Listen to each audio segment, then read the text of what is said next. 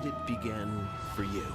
That moment you realize that games can take us on adventures unlike anything else in this world.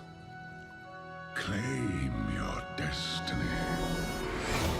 No matter how or where you play, we know the why. Why games have risen to the top of entertainment. Today, superstars are born on the esports stage. Friends and families are united online. And the tales of this generation's greatest heroes become our own.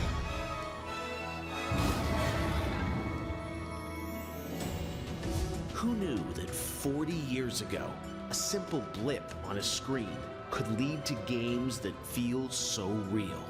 They look more like us, do more like us, dream more like us. And the more they're like us, the more we feel a part of them. Times change.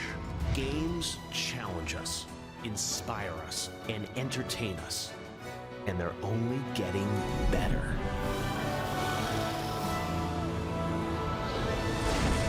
Come this way. Tonight, we celebrate where games have gone in 2014 and where they and we will go next. This is our world, our fantastically varied world. Here, tonight, everyone's invited, and we, each one of us, are all together, united by our love for video games.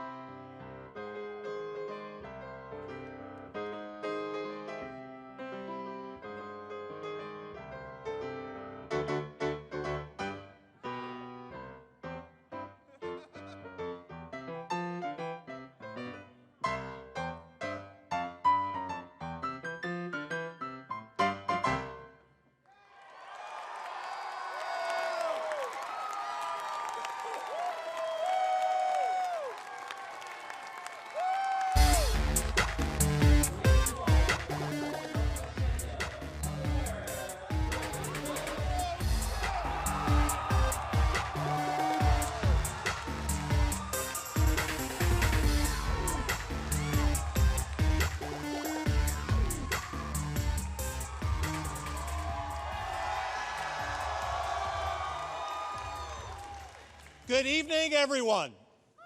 Tonight, we're all about celebrating our industry and our fans at the Game Awards 2014.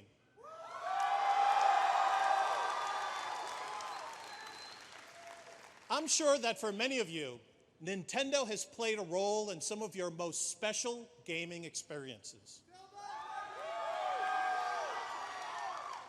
I know I'll never forget the nights I spent adventuring and solving puzzles in The Legend of Zelda. Games have the ability to bring us together, to show us new experiences, and to most of all, to bring us joy. This shared love of games is what has brought us all together tonight, and why we at Nintendo will continue to keep working to make great experiences, whether you're a lifelong fan or just starting to play games for the very first time. We're proud of the games we've launched this year, and more on the way. I'm honored to be joined on the stage by the legendary Koji Kondo.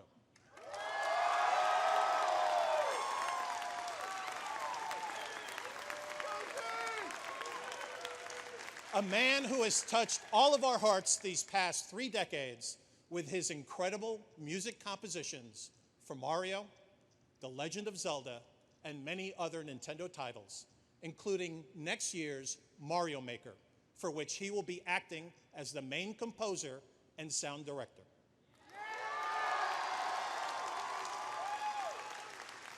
Mr. Kondo, on behalf of everyone here in Las Vegas and those watching online around the world, let me just say thank you.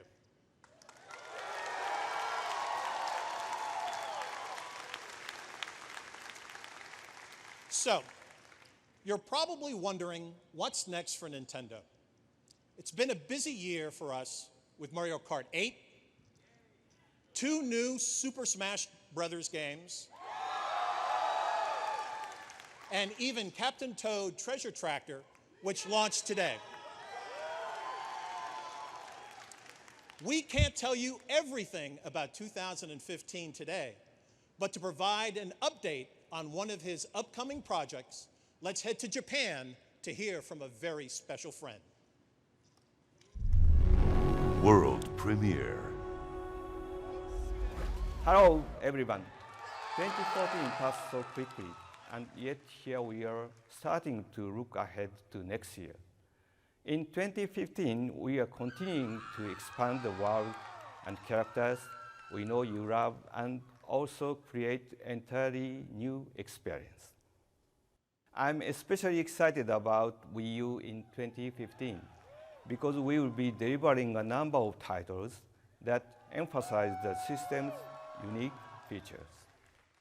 2015 is also a special year for another reason. It will be the 30th anniversary of when we first released Super Mario Bros.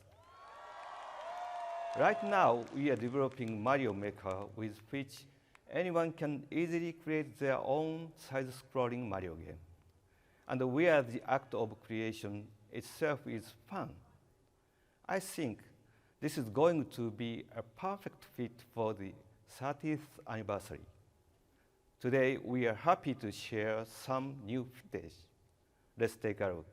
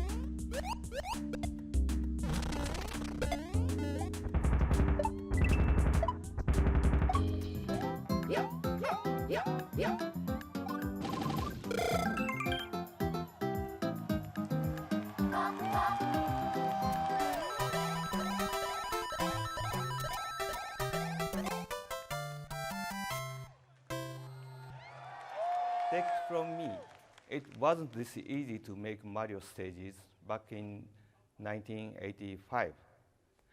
I'm very excited to see what everyone creates with Mario Maker. And who knows, one day, Mario Maker may become a popular series of its own.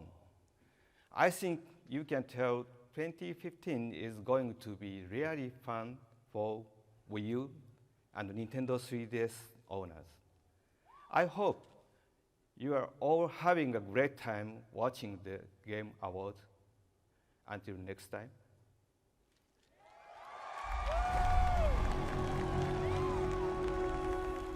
Ladies and gentlemen, Jeff Keighley. Got that name right. Welcome, everyone, to the Game Awards 2014. I'm Jeff Keighley. What an awesome opening with Koji Kondo and Reggie Fils-Aimé from Nintendo. You'll hear much more from Nintendo throughout the show. Welcome to the Game Awards. This is something completely new I'm doing this year. We've got the entire game industry here in the room and the fans together. And it's an amazing energy. You know, this is a different kind of show for me. It's going to be a little bit like E3, a little bit like an awards show, but a lot about celebrating games and the incredible game developers that have made some amazing games this year in 2014 and also some incredible games that we're going to preview for 2015 and beyond. We've got a lot of amazing surprises. We've got some great world premieres of upcoming titles that you'll see throughout the night. And of course, we've got a lot of awards. We've got our brand new game award right here made by the folks at Weta Workshop. You can check it out here. We'll be giving this hardware out all night. And it's great that everyone's watching around the world on Twitch, YouTube, Xbox Live, PlayStation Network, Wii U, Steam. It's all over the place. You can use the hashtag #TheGameAwards. We've got a lot of show, so let's get right on to it right now and head back to the stage. Enjoy the Game Awards. And now, please welcome the voice of Snake and the body of Jack Bauer, Kiefer Sutherland.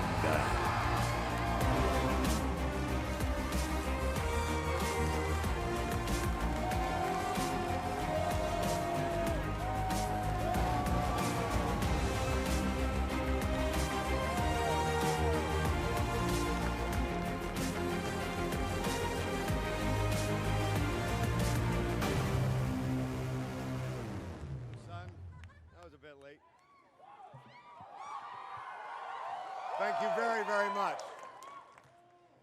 I cannot tell you what an honor it is to be here with you all this evening. And I'm not going to use a teleprompter. I just want to talk to you for a few seconds. It would be good. I was trying to explain to an actor friend of mine, a famous actor who will go nameless this evening, why I've been so excited over the last 2 years working on this project, which was a video game. And I kept talking to him about the technology and the technology and the technology, and he wasn't getting it. And in all fairness, it took me a long time to understand the technology as well. So I decided to take a different tact, and I was telling a story about a producer, a very big producer in the movie industry, who will also go nameless this evening, who was a real advocate for for 3D movies. And I couldn't understand why. And he said, well, if you think about it, nothing technologically has changed about the movie-going experience since the introduction of THX sound back in the 70s. And he was embarrassed by that, and I was too. And so he really wanted to be a part of something to create a new, exciting movie-going experience, and that was it. And in my experience over the last 10 years working in this industry, you guys have taken technology from 0 to 1,000 in the shortest amount of time. So I think you all deserve an unbelievable round of applause for that. So as I finished telling the story, I think my actor friend got it, because I think he was very worried that in a few years we were all going to be out of a job. But I don't think so. I see this unbelievable synthesis happening where I think film and television and gaming will actually all come together. And I think that that is the future of entertainment, and I think that you people have driven it. And this, again, I cannot tell you how much this last 2 years has meant to me. The game that I was so privileged to be a part of is Metal Gear Solid 5. And I get the honor of introducing you now to an innovator, a genius, my big boss, Hideo Kojima.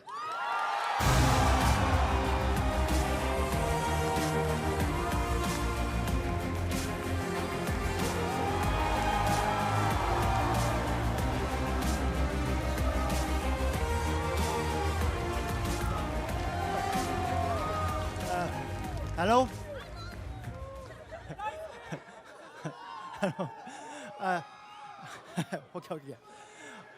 Okay. I'm honored to be with you in Las Vegas at the Game Awards. Today, I'm happy to present for the first time MGS5 multiplayer versus mode, the brand new Metal Gear Online. Please welcome the head of Kojima Production area, Tom Sekine.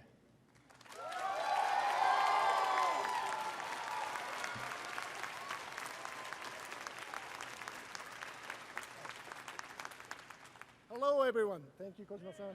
Thank you, Kiefer. That was awesome. Awesome. That was good. The Metal Gear franchise has been around for many years, influenced many games, and inspired many game creators. All of my staff have grown up with this franchise, and very proud of being a member of Kojima Productions and working on bringing back Metal Gear Online as a multiplayer feature of Metal Gear Solid 5, The Phantom Pain. Team Sneak is what MGA is all about. We will make sure that online experience will satisfy the core fans as well as the new players. Metal Gear characters will also be included as playable characters. I can't say much more about this moment, but we will reveal more exciting news and features during upcoming months. So we are very proud to reveal this trailer tonight, and it is still work in progress. I have to keep in mind that. But I'm pleased to show you all the snippets of our new Metal Gear Online game actions element. So please enjoy. World premiere.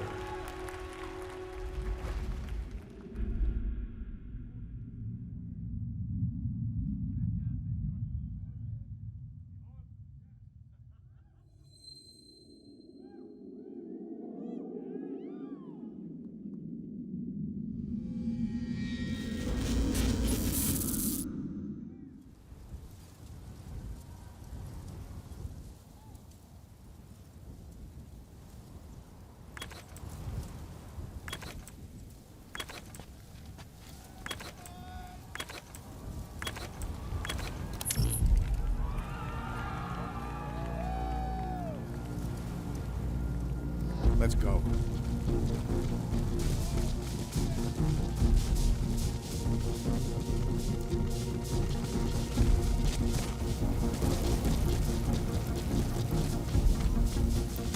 Spread out.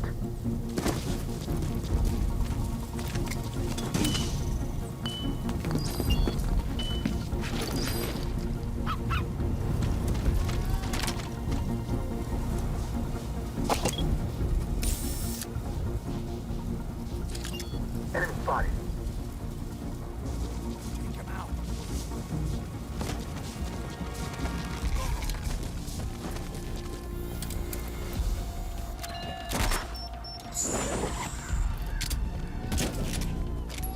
Thanks. Enemy spotted. Acknowledge.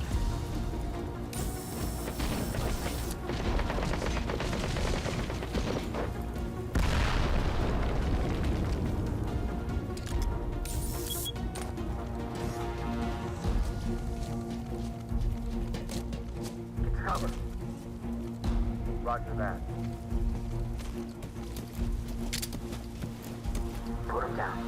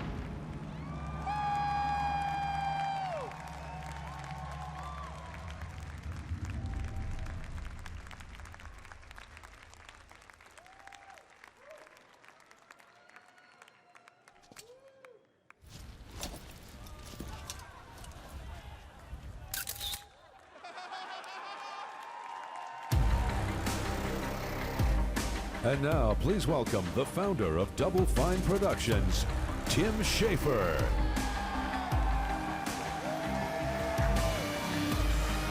Hello. Hello, and thank you. It is such an honor to be here tonight, especially presenting this award for Best Performance. I have to warn you because the category has the word performance in the title. The teleprompter is full of erection jokes. So I'm going to skip over all that because we got to keep it classy. One of the nominees for this award is Kevin Spacey, so we're going to class things up for him. And he's not here? He's not here, but there's still that little girl who plays Clementine in Walking Dead.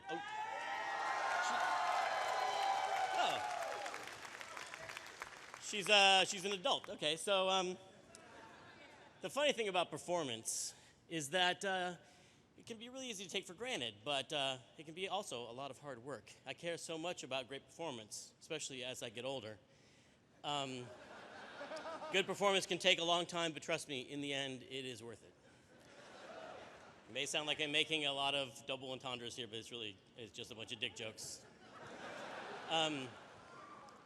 With these video game award shows, I feel like the people who really deserve the Best Performance Award are the celebrities that they pay to come up here and pretend they care about games for minutes upon minutes. But the game awards are different. These awards are different, much more legit. And so you get presenters like me, maybe not quite as good looking, but much more, what's the word? Much more affordable. Affordable, that's it. So, let's have a look at this year's nominees for Best Performance. Best performance in a game. Don't touch him, he's ginger! How do I do this? Tell the truth. Still not bitten. Give me a break. Kevin Spacey as Jonathan Irons, Call of Duty, Advanced Warfare. Ideas don't determine who's right. Power determines who's right. And I have the power. So I'm right. Adam Harrington as Bigby Wolf, the wolf among us. This is not a negotiation, Jack. I distinctly remember telling you just now to not lie to me. I have a way with people. Troy Baker as Talion, Middle Earth, Shadow of Mordor. One thing that I love specifically about this character is what does it look like when a normal man, just an everyday man, is in this supernatural experience. And it all starts with a great story. Of course, it starts with a great script and then great characters. I do not trust him. We chase these dreams. They offer no answers, only more questions. Stand up and fight. Melissa Hutchinson as Clementine, The Walking Dead, Season 2. Playing a kid going through a zombie apocalypse, that just seemed like a really cool challenge. Bonnie, all I need from you is to just not care where I am for 15 minutes. You okay? No. Trey Parker as Stan Marsh, Eric Cartman, Randy Marsh, Jimmy Valmer, Mr. Mackey, Mr. Hankey, Philip, Tweet, Catafish, Morgan Freeman. Really? Morgan Freeman? Lots of voices, okay? Trey Parker has lots of voices. South Park, the stick of truth. Yeah! That was a million-to-1 shot. You have some incredible ability to make friends quickly, new kid. I want you to go out into the neighborhood and find my greatest warriors. Step forward now and fulfill your your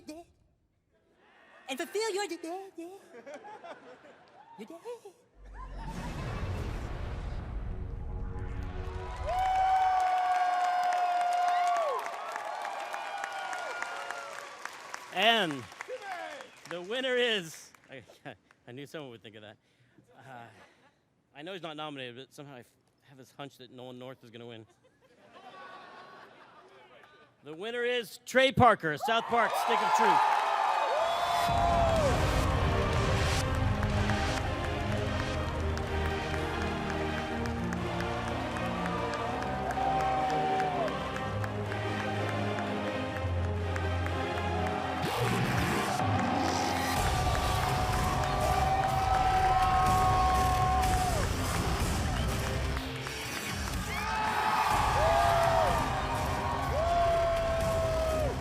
Thanks, you guys. This is really cool because before I did cartoons, before I did music, I was a gamer. And I've always been a gamer. And this proves that video games are the greatest form of entertainment in the world. Because only in video games can Trey Parker beat out Kevin Spacey for acting.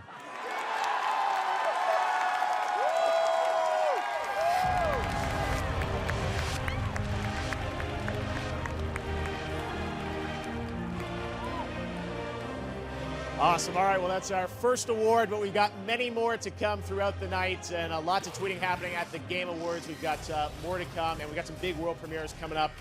Later tonight, No Man's Sky. I got to unveil that last year. I was really honored. That'll be an amazing world premiere of that game, and there's some cool stuff happening. This is the, have you guys seen this? Is the Far Cry 4 map editor that people can do so many amazing things with right now online. Someone actually recreated the No Man's Sky reveal trailer from last year using the Far Cry 4 map editor. So very cool stuff. And Far Cry 4 is actually nominated tonight for Best Shooter. We'll present that category a little bit later, but we've also got some new games to reveal for you guys for the first time ever. And one of the things I love is being able to reveal things, work with developers to share their new visions with the world for the first time. And right now we're going to do one of those world premieres, something that's a complete surprise. It comes from a studio that made a lot of waves last year, a small independent studio. And I'm really proud to present this world premiere. So I won't say anything more, just check it out and enjoy it. World premiere.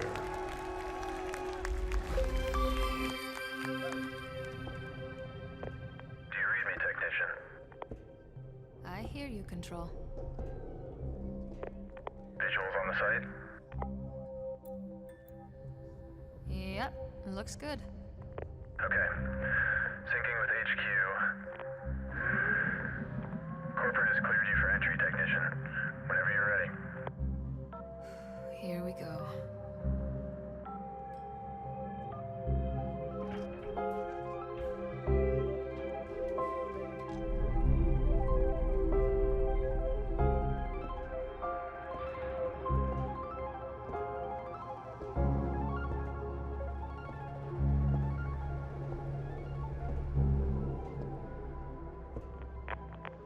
Technician, are you in?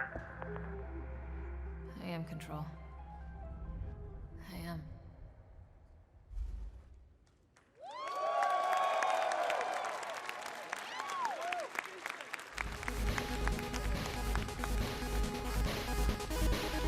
The Game Awards. We'll be right back with more awards and surprises. Coming up, world premieres of Bloodborne and No Man's Sky. And later, a musical performance by 65 Days of Static.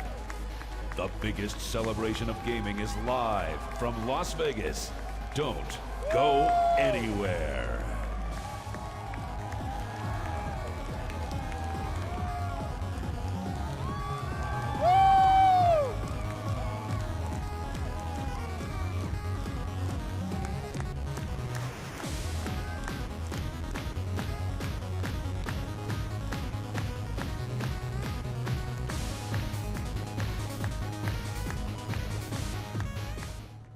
You come to us like a snake in the grass. Here, in a city of lies.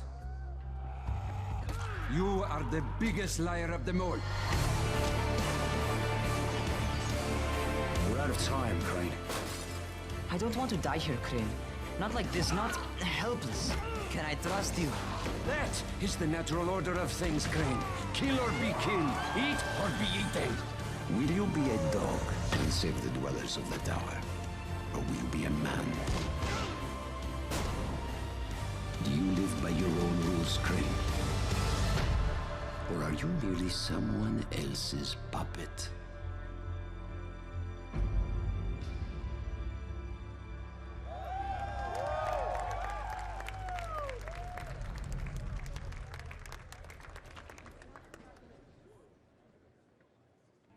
Rated M for mature. There hasn't been a murder in Fabletown in a long time. I didn't kill her. You believe me, right?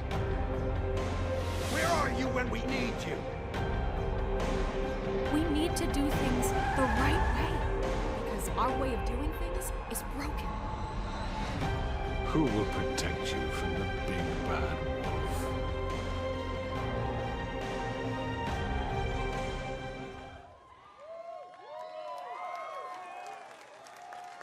All right, we are back here at the Game Awards 2014. We got so much show Still to come, lots of big world premieres, some amazing musical performances, including Imagine Dragons later on. But one of the great things tonight, here for Imagine Dragons, they're doing something amazing. I can't wait to share it with you. Now, this show is airing all around the world, and it's also airing on Steam. And one of the great things tonight, I cooked up this idea of doing the show a few months ago. I talked to all the game publishers and said, what could we do that would be a cool way to kind of promote games, get people excited about them? And we're doing some interesting things with sales on a lot of the big game systems, Steam especially. There's an amazing Steam sale going on right now, so if you're watching at home, you're watching on Steam or elsewhere, we've got some amazing games on sale, including one of the nominees this year, Wolfenstein, The New Order. It is 66% off right now on Steam for Best Shooter. Bunch of other amazing deals of games like that. Great game. It's up for Best Narrative tonight and Best Shooters. So check out that and a ton of other sales on Steam. Steam sales are amazing, and I want to thank the guys at Valve for putting that together for us. So more on that soon. But let's just get to another world premiere, and this is a big game. This weekend Sony's got its PlayStation Experience that's happening here in Las Vegas. That'll be happening tomorrow and Sunday. Lots of great stuff. But Sony has been kind enough to gift us some first looks at some of the games you'll get to play at the PlayStation Experience. And right now, we're going to turn to Japan and From Software for a world-exclusive new look at Bloodborne. Enjoy it.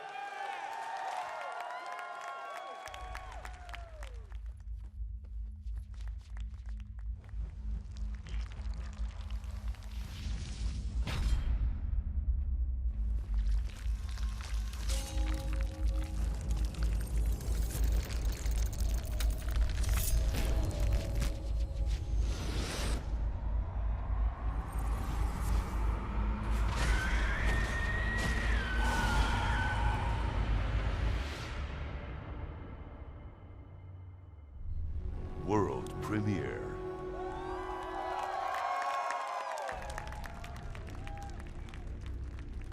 Let there be no doubt. If it moves, you can be sure it's a beast. And even if it doesn't, well, don't take any chances.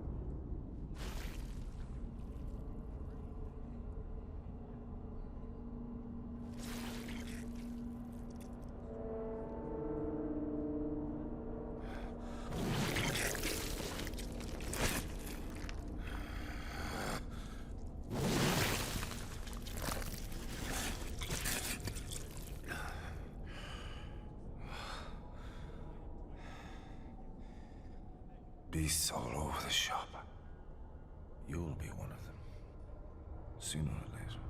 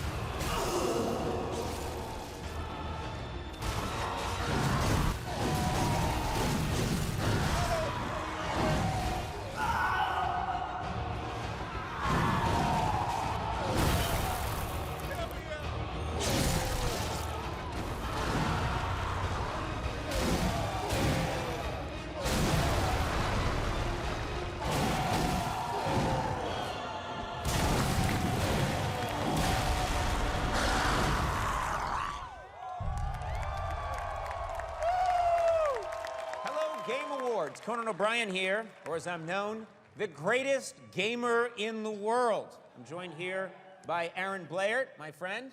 First nominee for Game of the Year is Dragon Age Inquisition. Judging from the title, I believe this is a game where dragons are asked questions. No, not even close. The inquiring mind of a dragon. Nope. They interview a dragon. There's no interviewing. Okay. Anyway, it sounds like a fun game. Good luck. Game of the Year. At the heart of any role-playing game is the idea of choice. Dragon Age Inquisition, the latest adventure from BioWare, takes players on an epic journey of their choosing. Pick a class, a race, a gender, and venture into a world caught in a civil war between mages and Templars. You and a diverse band of warriors have one goal: save the world. Combining robust and visceral action with a slick tactical combat system, Inquisition takes BioWare's RPG roots into the next generation with stunning graphics and gameplay that can span over 100 hours. As one of this year's most immersive and rich role-play games, Dragon Age Inquisition is nominated for Game of the Year.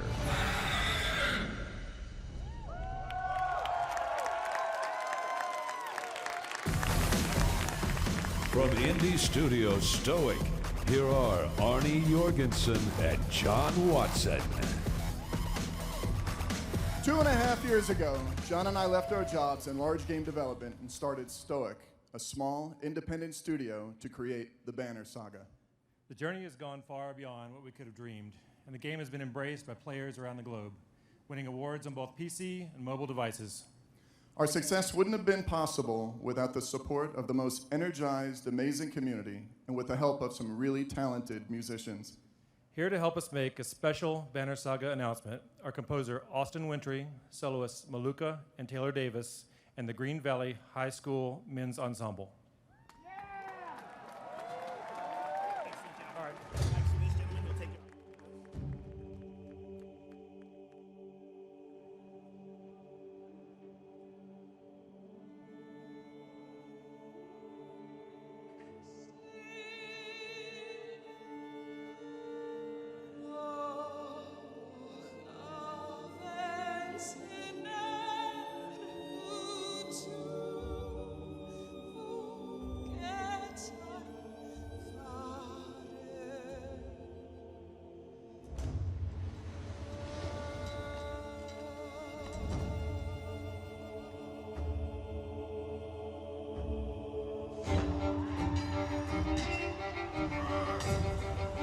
The world is breaking.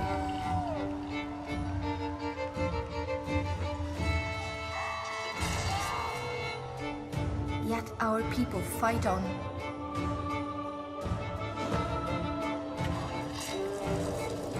Strangers drawn to a single banner. And no matter how difficult the decisions, Or how painful they may be. I give you my word. My oath. We will survive.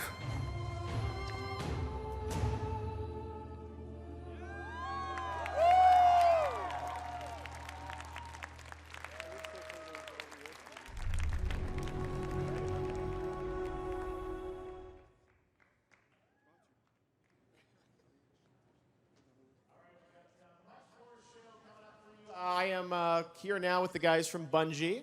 Hey, how you doing? See Paul, Harold, Ryan, Mike. Great to have you guys here. Bungie's had a great year with Destiny, and a new expansion I know is coming out next week. We're going to look at that a little bit later in the show, but we have some other things to tell you guys about as well. We've got lots of awards. Some we're presenting on stage, and some we're presenting right here. So wanted to congratulate you guys, because tonight, Destiny has won not only Best Score and Soundtrack, but Best Online Experience as well. So congratulations, guys. Let me get you a trophy. You're going to have to share it right now. But let's talk a bit about, you've got Dark Below, I know, obviously coming out. So new music, right? Absolutely. Okay, cool. Now, Harold, you guys are here, I know, this weekend. People are going to get to go hands-on, right? That's right. Okay. What are they going to get to play? What can you tell us? You're going to get to see a little bit of what's coming up, and hopefully have a good time. That's a cryptic tease if I've ever heard it. All right. Well, thanks, guys. Congratulations on both those awards for the entire Bungie crew, which I know is out here somewhere, right? 20 strong from Bungie. All right. Well, thanks very much, guys. We are going to head back to the stage right now for more of the Game Awards. She can be seen on YouTube and red carpets from E3 to Comic-Con. And he runs a massively popular gaming channel. Please welcome iJustine and Bookie2988. What is up, Vegas? So we are here to present the award for Trending Gamer because, well, we're always scouring the internet for new trends. Isn't that right? Well, that's pretty much our job, to keep track of what's trending on the internet, right? It is. So, no, what's trending right now? Checking Twitter. Better be the Game Awards. Looks like it's cats. It's always cats. Geez. It's always cats. Well, here are the nominees for Trending Gamer. Trending Gamer. Evan Vanos Fong. You get something on your face and you rub that off. I'm not the type to talk about numbers too often on my channel, but obviously 1 million subscribers is a big deal. All right, I got this, guys. Here we go. You can do it. Oh, no. Total Biscuit. Middle-earth, Shadow of Mordor. This is a third-person character action game, and it's developed by Monolith. Is it any good? The answer, if you like killing orcs, it's very, very good. Stampy Longhead. Aladdin better duck. You get it? Do you get it? Because Donald Duck. Oh, don't worry, forget it. Let's go back outside and into the fray and see who else we can take out today. Didn't mean that to rhyme, but oh well. Jeff Gerstmann. Finish first level yet? Yep. Oh no, I can't tell you. This is impossible. Cutie Pie. I think I'm scared of you. I am actually terrified. My name is Paul. You entered douchebag, is that correct?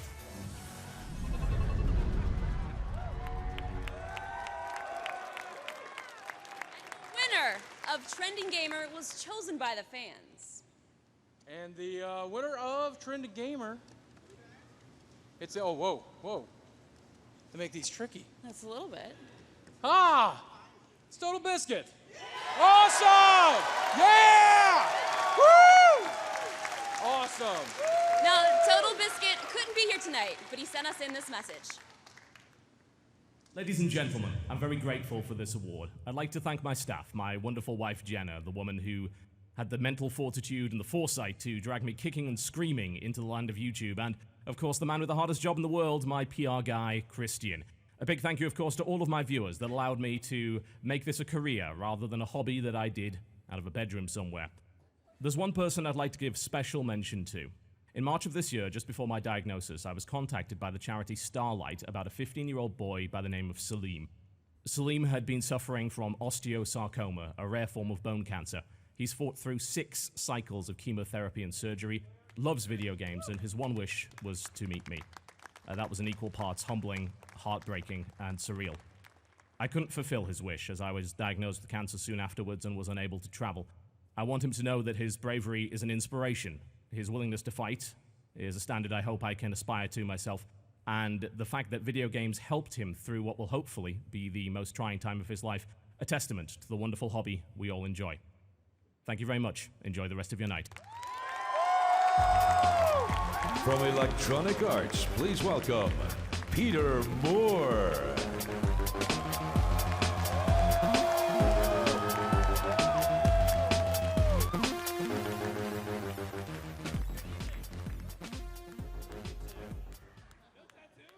No tattoos. Sorry. It's great to be here at the inaugural Game Awards, and let me start with a huge thank you for Jeff Keighley for putting this great event together. Isn't it a blast? I couldn't be more proud to be on the advisory board of this award show, one that showcases the amazing work done in our industry, and most importantly, celebrates the creative, hard-working talent we have making video games today. Now at EA, we're always looking to work with the best and the brightest in the industry, particularly those with innovation and disruptive ideas. And today we have something really exciting to share with you. Our head of EA Studios, Patrick Sutherland, recently signed a new indie studio to the EA family. And I think it's a team you're going to be pretty excited to hear from. They put together a video for you from our Stockholm studio so you can be the first to see what they're working on. We couldn't be more thrilled to publish their next game. Take a look. World premiere.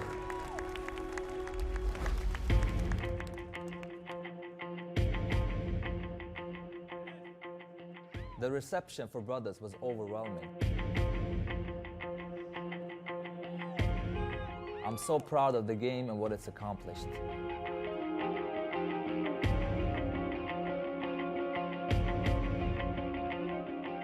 I'm very excited to announce Hazelight Studios. Hazelight is a studio that I have started together with a core team of brothers, and I'm really looking forward to create a new experience.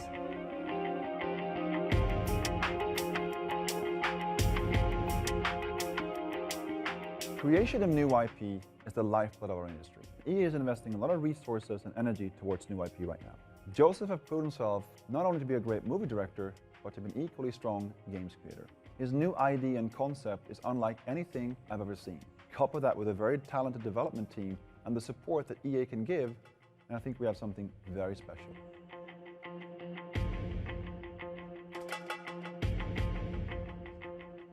I would love to show something from a new game, but we are so early in production. However, we have put together a very short teaser to give you some kind of idea on what we are working on. Enjoy.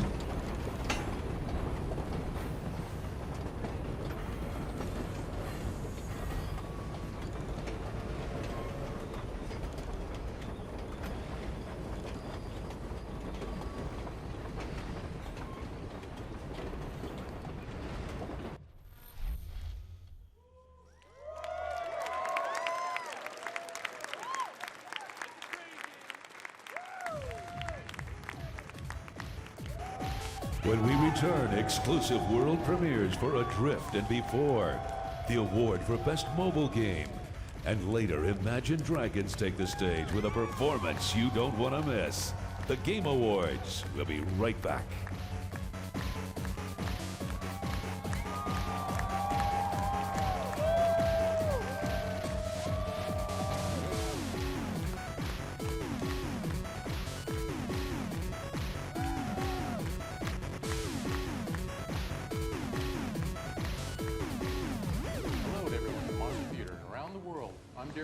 CEO of Trey Entertainment, creators of the Dungeon Defenders franchise. Tonight, our dedicated team is proud to bring you an exclusive look at the next installment of this exciting franchise, Dungeon Defenders 2.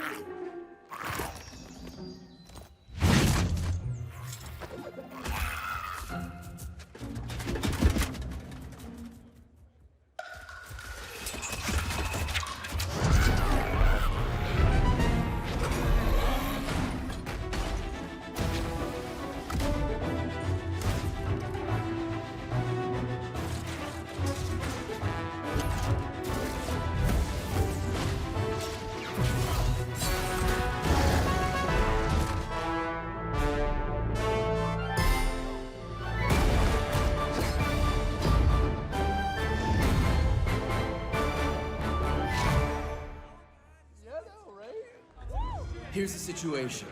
A contaminated energy drink has turned everyone into mutants. All this place needs is a hero. One who doesn't just survive, but does it with style.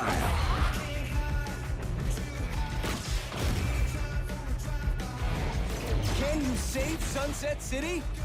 Of course you can. It's a f***ing video game. Rated M for mature.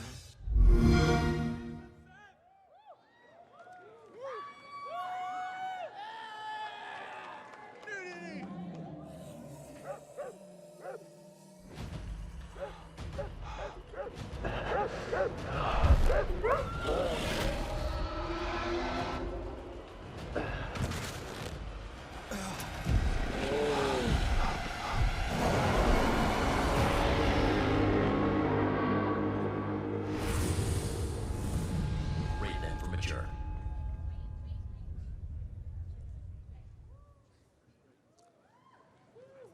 All right, we are back here at the Game Awards, and we're going to get some lights soon. There you go, just like that. And we are here with Marty O'Donnell.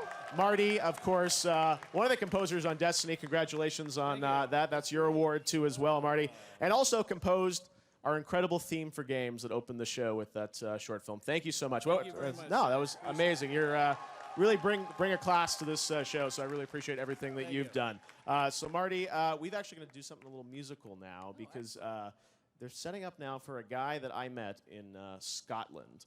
And he is a young guy who's a big fan of video game music over the years. And you've done some amazing scores over the years. But this guy, Greg, I hit him up on YouTube and he said, I love video games so much. I've been applying to video game companies for many years trying to get a job. And he can't get a job. He applied to Hello Games, makes No Man's Sky, turned down. But he said, I want to come here to the awards and I want to pay tribute to some of my favorite video game songs of all time. Great. Have him give me his card. Maybe there's some Halo in there. You never know. You never know. Yeah. Let's see. So what Greg has put together is a little medley of some of his favorite video game songs. He's come all the way from Scotland with a couple of his friends. He's on stage there in neon. This is pretty trippy. Ladies and gentlemen, please welcome my buddy Greg Stewart. Check it out. Thanks, Marty.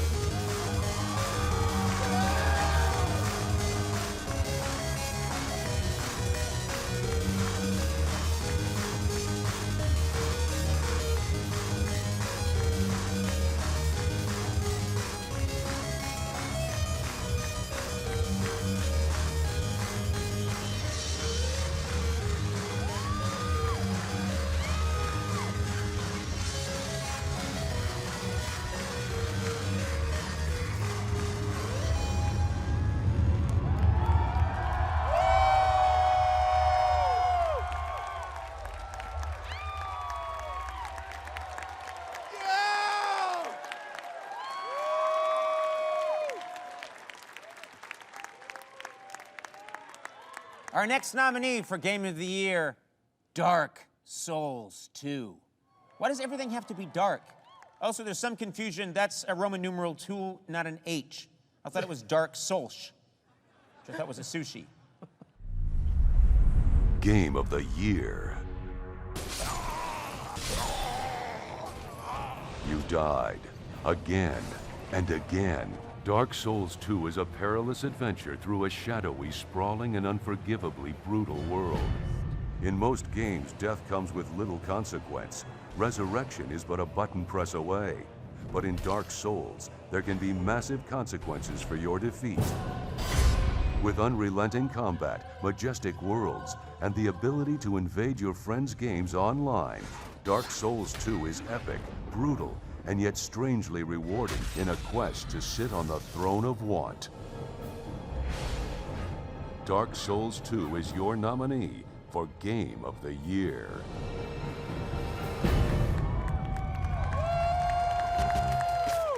And now, from 310, please welcome Adam Orth.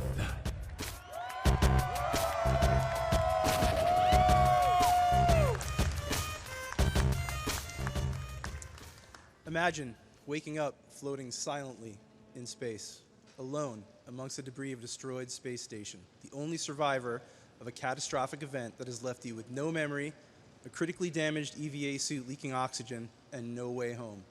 This is the story of Adrift, the new FPX from our studio, 310. Adrift immerses you in a beautiful and solitary science fiction world where the environment is the enemy and your mission is to stay alive, return home safely to Earth.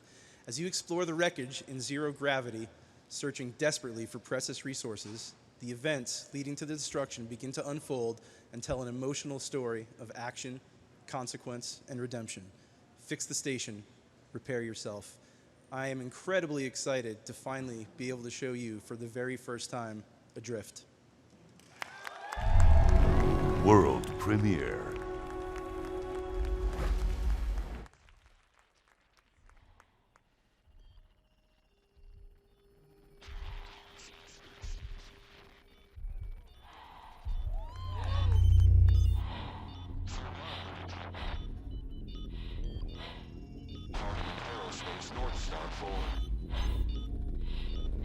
Survivor detected.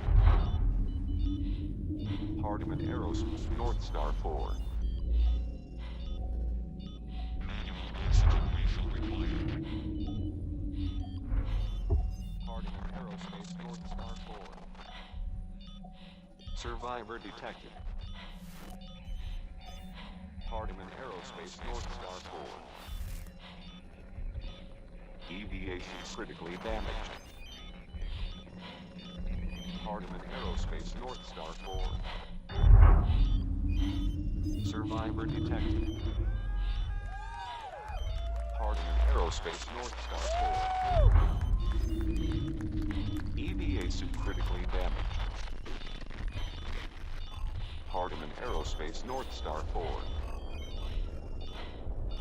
Survivor detected. Hardiman Aerospace, North Star 4. Manual oxygen refill required. Hardiman Aerospace, North Star 4. Survivor detected. Hardiman Aerospace, North Star 4. Manual oxygen refill required. Hardiman Aerospace, North Star 4.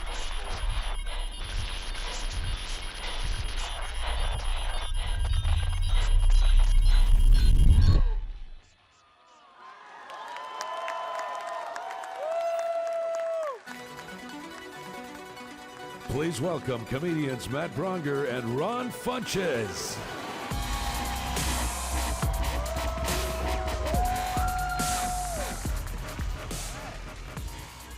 We're here to present the award for Best Mobile Handheld Game. Oh, I'm just excited. Oh, cool. I'm very excited to be here because I am a lifelong gamer. I used to have to hide my EGMs on the school bus. And I'm a terrible gamer who respects the art form very much, and my cousin is Tom Bissell. So, yeah, for real. We're here surrounded by some of the biggest names in the industry. I see you, Naughty Dogs. Whoop, whoop. Yeah. Let's go to the strip club, Reggie. Look, we're from Hollywood. We couldn't pass the opportunity to pitch you guys some games, as cheesy as this is. So here we go. Exactly. I got a great idea for the next great horror game, okay? I had a dream the other night. I was very hungry. Yeah. And there was these just little, okay, so you with me right now. Okay, we got you. We got you. There's these little Tic Tacs, these round Tic Tacs Okay. everywhere, and I started eating those, and I Yeah. started eating some pretzels. Go ahead. And I started eating a raspberry and then Yeah. a key. All and right. then I'm enjoying those, and all of a sudden, the ghost of my ancestors start chasing me. Okay. Okay, That's- I realize I'm stuck in some kind of maze, and these ghosts will not stop. Okay, Ron, you just pitched them Pac-Man. We got... No, I pitched them Miss Pac-Man. 'Cause I forgot to say I had a pretty red bow in my hair.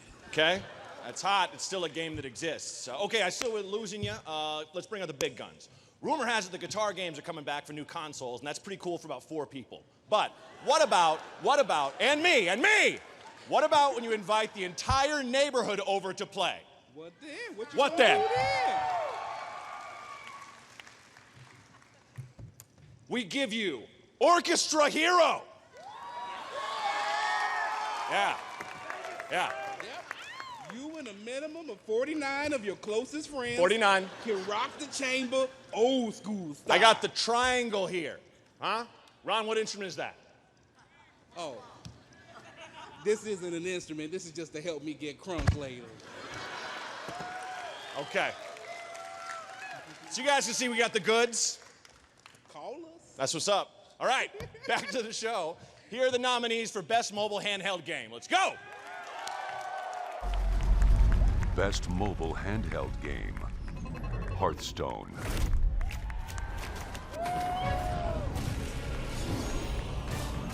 Bravely Default.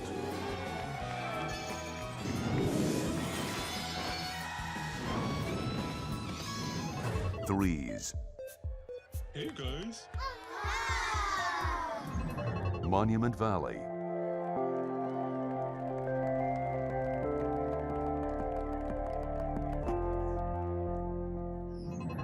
Super Smash Bros. 3DS.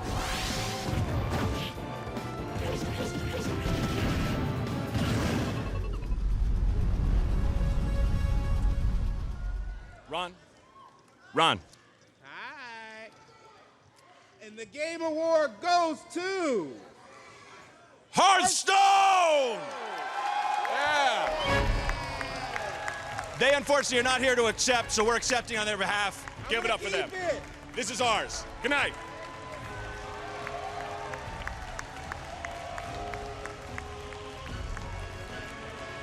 Thanks very much, guys. I think Eric Dodds from Blizzard is here. So, Eric, if you're here, come on down. You can accept your award. But right now, we are here with my man, Reggie Fils-Aimé. Reggie, I guess Ron's car is waiting for you, so we'll keep you long, right? You know, are you telling stories about me again? I don't know where this is coming from. You gotta help me here. What is this? Bad stories. Reggie, you got some good pins, though. Where's the Metroid pin? I can't find. But tell us about the significance of this year's pin. The significance of this year's pin, a little Mario pin celebrating more than 10 years with the company. So that's my little Mario pin. That's right, 10th anniversary, I think, this year, right? For me, 11 years. 11 years. All right, well, Reggie, it's great to have you here. Thank you for all Nintendo's support of the show. And we've got some more Nintendo throughout the show. You're definitely delivering the goods this year, so no one needs to get cranky. All right, Reggie, well, let's... one thing I do want to mention to you and congratulate you for Nintendo winning tonight the best fighting game for Super Smash Bros. For Wii U. So congratulations. Wonderful, thank you. That's great news. And also another award for Nintendo for the entire company, Developer of the Year for Nintendo. Wow. You know, for both of these awards, they really are a testament to the fantastic development teams we have, the partnership we have with Mr. Sakurai and what he's created with Smash Brothers. But really, everything we do is for the fans. We want to create games that people enjoy, people have fun with, and thank you for all of that. All right, well, Reggie, you guys certainly make some incredible games. Now, we've got a world premiere from Nintendo now on an upcoming game that we've got a lot of great stuff. And I know Eric Dodds is actually right here. Come on up, Eric. Great to see you. Come on in with Reggie. We're all one happy family, the whole industry together. Congratulations on the win for Hearthstone. Thank you so much. Best mobile game. We got the award right here for you. Great stuff. Congratulations, man. I know that the Blizzard Christmas party is tonight, so you made the pick to come here to the Game Awards, and we really appreciate it. So congratulations. Please, this is your moment. Go ahead. Sure. It's an amazing thing when you as a team are working on a game that you love and you are so excited about it, and you're like, I don't know how it's going to be received, and you put it out there, and it's incredibly humbling when the fans enjoy it like even more than you do. So I'm just incredibly humbled to be here and so thankful that, you know, so many people are excited about Hearthstone. It's amazing. Thank you. No, this is such an incredible success story with Hearthstone, and the fact that it's on mobile platforms as well with the iPad. It's a great game. So congratulations to you and everyone at Blizzard on that award, Eric. Thank you so much. Awesome. All right, fantastic. Well, Reggie, we've got a little business to do right now. Thanks again, Eric. So another world premiere from Nintendo. Yes. This is a game that's for the handheld. It's for the handheld, and we started this show with an iconic character, right? Mario, everything that makes him unique. This game, codenamed Steam, also has a tremendous number of iconic characters. It's all about a steampunk adventure. This is an action-adventure game that's created by Intelligent Systems. The fantastic work they do with Fire Emblem and some of the other great series. We're excited about this trailer. We've showed a little bit of the game. For the first time, we're showing off multiplayer and what the multiplayer experience is. Well, fantastic, Reggie. We're going to take a look at that, and you are not done because later tonight, I cannot wait. I'm waiting for my awards. Where are my awards? Your awards are coming, Reggie. We'll get them to you by the end of the night. You're not done yet, so more to come. All right, well, let's take a look right now at a world premiere of codenamed Steam. Thanks so much. World premiere. London, a modern utopia, thanks to exciting advances in steam technology.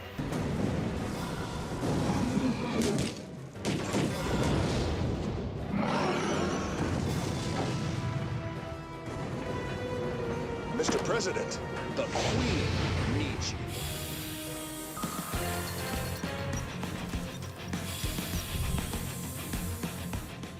Form up, agents. Eliminate the hostage. Your world is depending on it. Good luck, agents. Make me proud. Gotcha! I see you! A man, no army! Oh, I see one!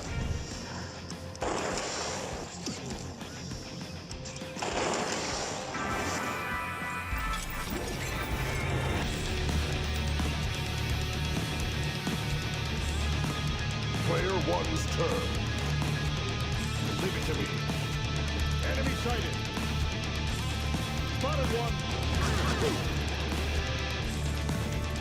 They're on to me.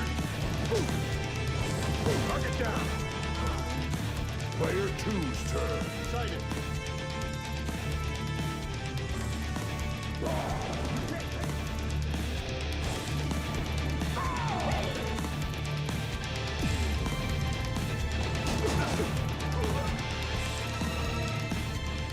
The gear is ready and the boilers are steaming. Very well. Full steam ahead!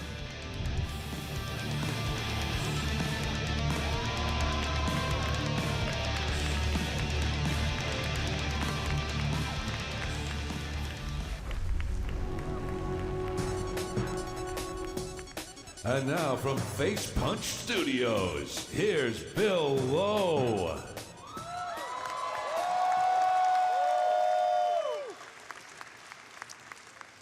Hi, my name's Bill. You probably have no idea who I am, but it's okay, it's okay. It's weird for me too.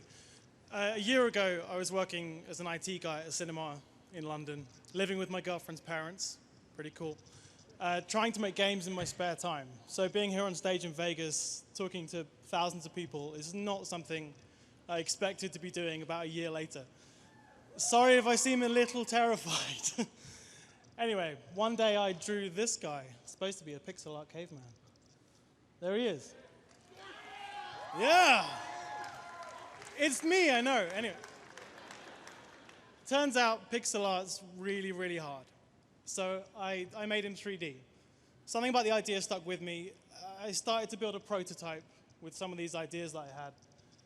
And now it's supposed to be a nice image of it being 3D. Apparently not. There it is. Anyway, thank you so much. Anyway, I've always enjoyed survival games, as most people do, but instead of focusing on an individual, I wanted to, look at a group.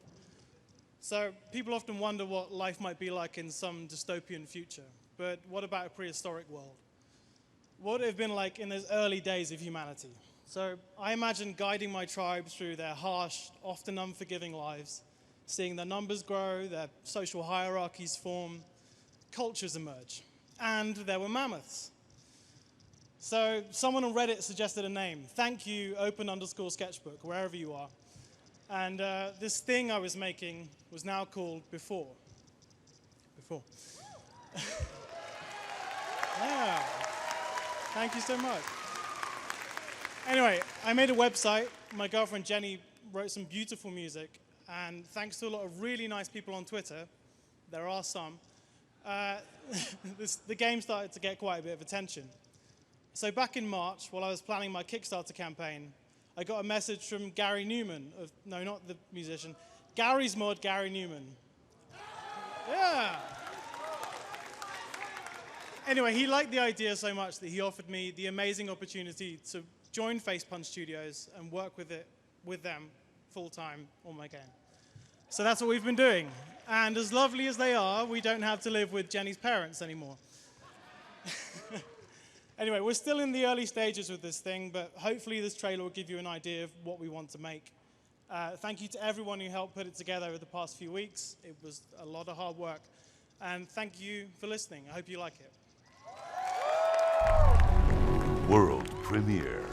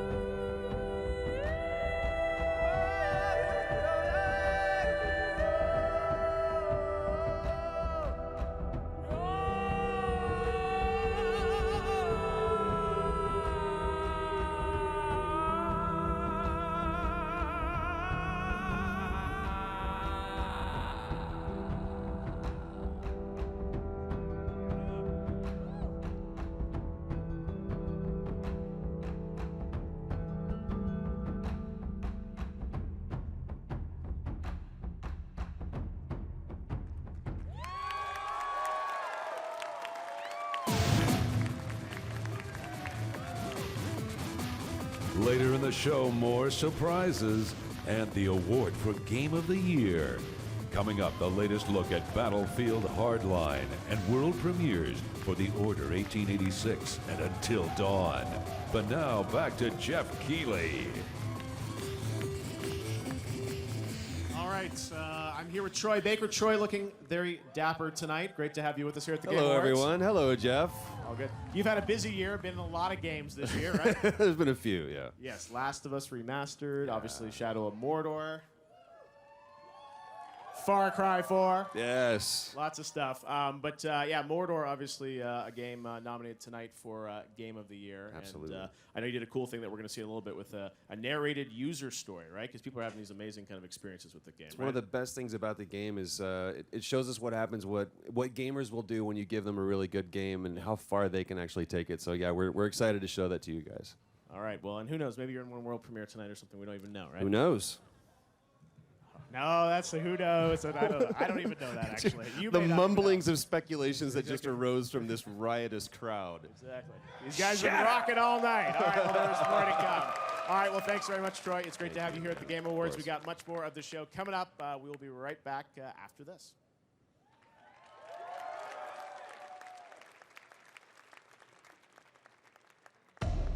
Those who have experienced Shadow of Mordor know that there are limitless ways to play and limitless stories of vengeance to be forged. The following is inspired by just one of the many real stories from our community and recreated now for you.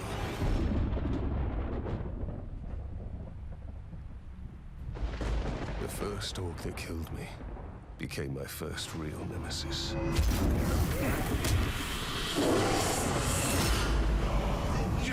Really worth hunting down. After my death, he ascended to captain. I vowed I would have my revenge. Although he was powerful, I discovered he was vulnerable to stealth attacks. I tracked him down, followed him from the rooftops. When the moment was right, I attacked from above and landed a death blow. Many days and many miles away, I saw him again. Manfield! You will die quickly! His wounds were now covered by steel, but he was alive and seeking vengeance.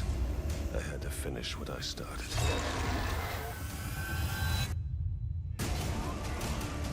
Our blades clashed, and we began to fight, striking and countering each other's attacks. But in the end, this would be our final battle.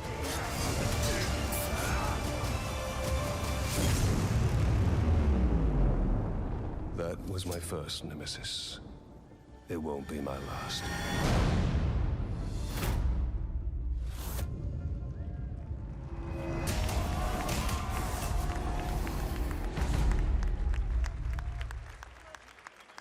All right, we're back here at the Game Awards. I'm here with Steve Papoutsis from EA and Visceral. Steve, you guys have Battlefield Hardline coming out in March. We're going to talk a bit about it. We've got a really cool music performance. But right now, we've got a little sneak peek at the game. So check this out.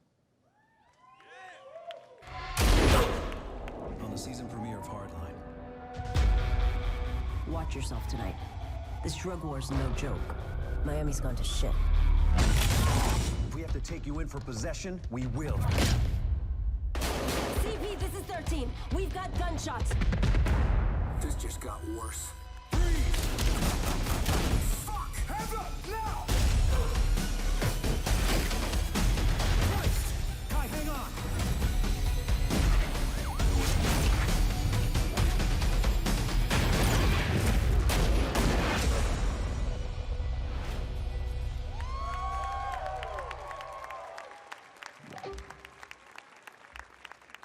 Battlefield Hardline. Now, Steve, you guys I know are hard at work at it at DICE, and we've got a music performance, as you hear, behind us, getting ready. So tell us a bit about Hardline. Where are you guys at in development? What can you tell us about it? Sure thing, Jeff. Well, with Battlefield Hardline, we feel like we really are delivering a full first-person shooter package for 2015. I mean, you start with the cornerstone of the franchise, multiplayer with team play, strategy, all-out war, and then you wrap it in the crime, drama, fantasy that we're creating, coupled with the single player that really focuses on interesting characters and player choice, we're really excited about it. Now, we saw a little sneak peek, obviously, of the single player. You guys are focused on multiplayer as well. Tell us about sort of the difference between the two different modes. Sure. Well, at Visceral, we've really thought about how can we impact the Battlefield franchise by bringing something new, fresh, and innovative to it. And that was with single player. We really felt that we could dig into the great themes of shows like Justified and True Detective and really wrap the whole game in this TV crime drama feeling, while really focusing on delivering a great narrative that really is driven by fun second-to-second player choice. Now, you guys obviously back at E3 kind of surprised people with announcing it and doing the first sort of look hands-on. The plan is obviously you're coming out in March. You're going to get people in there again to get more feedback? Well, one thing's for sure, Jeff. Before we release in March 17th, 2015, we will have another beta. But our multiplayer this time is absolutely crazy. It is the fastest Battlefield multiplayer ever. I mean, with modes like Hotwire, where you're actually zipping around a map, hanging out of windows, shooting things, trading paint, zip lines, grappling hooks, all of this stuff just makes the game so fast and so much fun. All right, well, I know you guys are deep into development, so we appreciate you coming out here to the Game Awards to give us a sneak peek. And we're also going to give people a listen to an amazing song. Tell us a bit about this song and how it links to the game. Sure. So I'm very excited to be here to actually see Jamie and Commons perform the theme song for Battlefield Hardline today. Jamie's a huge gamer, and he partnered with us and created this song that you're about to hear with Hardline's story in mind. And it's really going to be cool, and I can't wait to see it and hear it. And we'll hear it in the game, obviously, too, yeah, right? Absolutely. All right, cool. It's Here's the theme song. First listen to Jamie and Commons with Karma. Check it out right here on the Game Awards.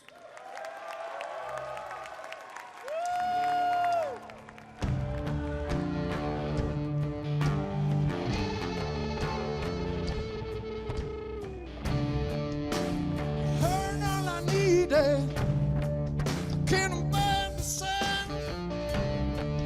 I can taste the blood now. I can taste the light. I can see the sorrow. I can find the love. I see the angel of death now. She's slowly counting the time.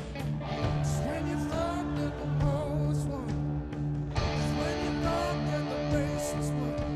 It's coming back round. It's coming back round. It's coming back round to get you.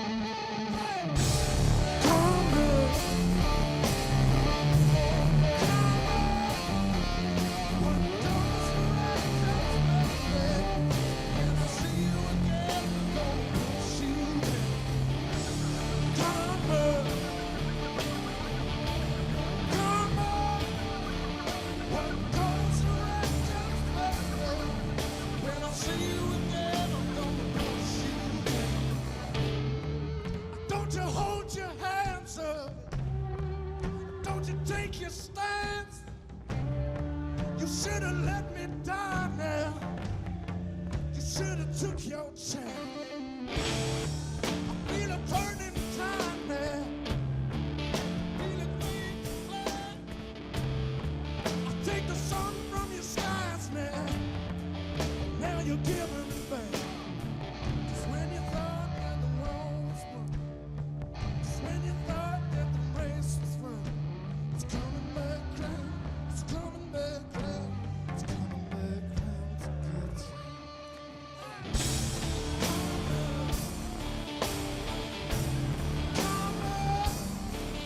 What goes around comes back around. When I see you again, I'm gonna push you back.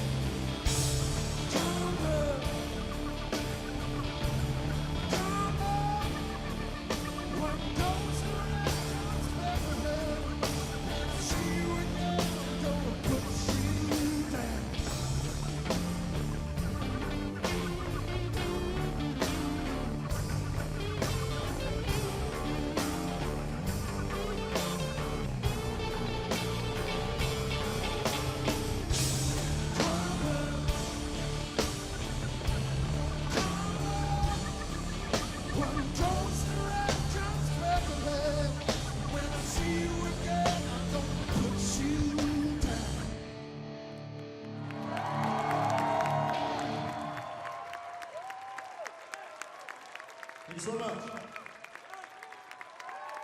All right, JN Commons with the premiere of Karma. We've got more music coming, including the Imagine Dragons a little bit later, and some other great surprises. Of course, all night we've been tracking what you guys have been saying online on Twitter using the hashtag #TheGameAwards, and we've got lots of people talking about what they've been seeing and what they liked, what they don't like. We're getting all the feedback in real time from everyone, but we've got some amazing stuff. And yes, No Man's Sky is coming up a little bit later in the show as well. So stay tuned for all that stuff, including a pretty amazing finale, which I'm really excited about. So thanks for tuning in. We've got much more show, but now we are going to head back to the stage in a minute to do some more awards. We've got esports, which is something that we've done for the first time in this show. One of the things I really wanted to do was focus on the gamers. For a long time, we've had a lot of developers on stage, but this year we're going to focus on gamers as well. So you saw folks like Boogie and Justine in there, and also you're going to see some awards for Best Esports Player and Best Esports Team. We've got Nate Schott behind me there, who's doing pretty well with the... come on up here, actually, man. Come on up here. I think we can officially anoint you as the winner, actually, now for Best Esports Player. People have been voting online, so this thing is yours, Nate Schott. Congratulations, man. I appreciate it. I'm sure a lot of people are surprised to see me up here, but I'm just somebody who grew up playing video games, and if you're a fan of Counter-Strike, League of Legends, Dota, Halo, whatever esport that you watch and support, I'm sure all the players are very appreciative of you guys tuning in every single day, because we wouldn't be able to compete and do what we love every single day if there weren't viewers to watch us play. Well, it's very well said. Yeah, I mean, you've made a career out of this. I mean, esports has really exploded this year, I feel like. You know, front page of the New York Times, you got a New York Times story. I mean, it's... tell me about, I mean, your life now as a player. I mean, tell me, what is it like? I mean, it's your career, right? Yeah, it is my career. It's every single day. I think a lot of people that don't really see inside the lives of all these players don't really realize how much time and dedication they actually put into what they do. Right. Every single day is dedicated to becoming a better player, you know, trying to build your brand so that more people check out your esport, whether it's Call of Duty or anything other that you play. Just a big shout out to the Green Wall for helping me do what I do every single day. We love every single one of you, and we really appreciate you supporting the team and supporting myself throughout my entire career. Awesome, man. Well, you're a great ambassador for esports. Thanks so much, Nate Schott. We're going to head on back to the stage now for our next award. Now, please welcome the frontman for Imagine Dragons. Here's Dan Reynolds.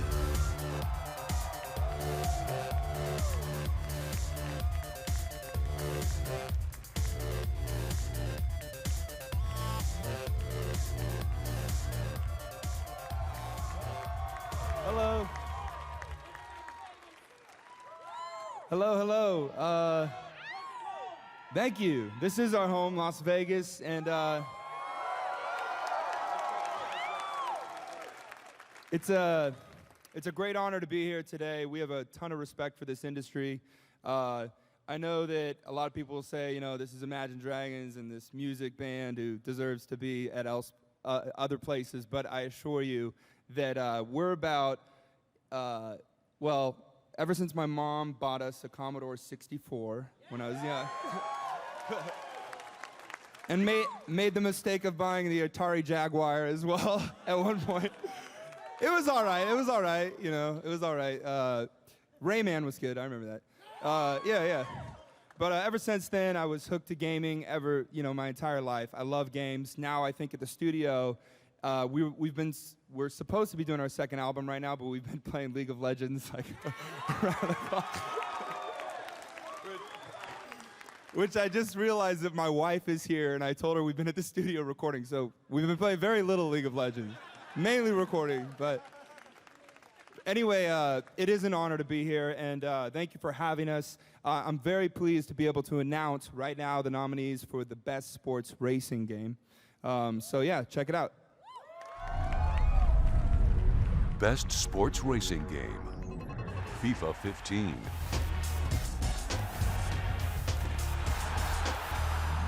Trials Fusion.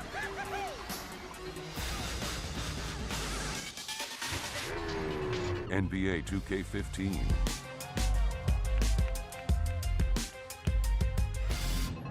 Forza Horizon 2.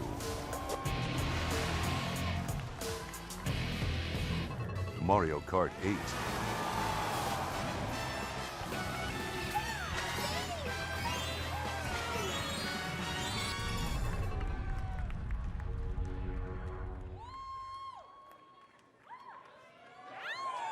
All right.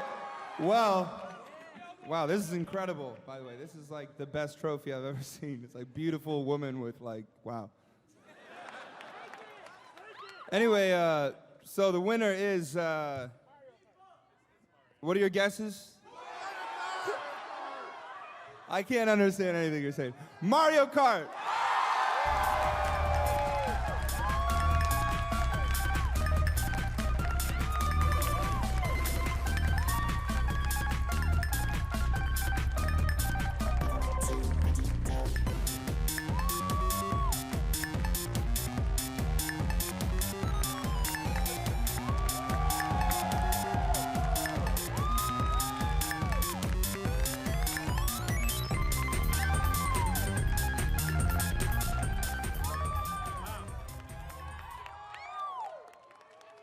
So this is really special. One of the things that we believe in as a company is whenever we make a game, making sure that we bring something new, something different, something distinctive, and we feel we really did that with Mario Kart 8. On behalf of the company, on behalf of the fans, thank you so much. Thank you so much.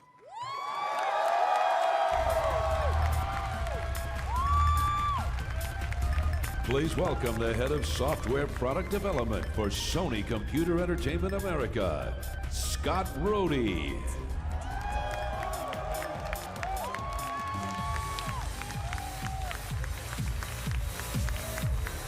All right, thank you.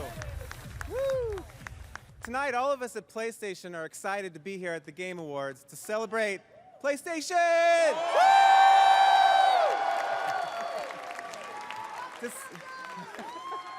Woo! They like my shoes!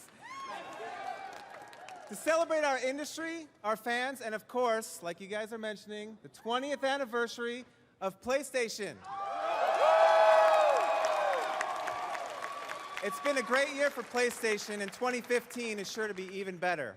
And tomorrow and Sunday, we're staging a huge event here in Vegas, the PlayStation Experience.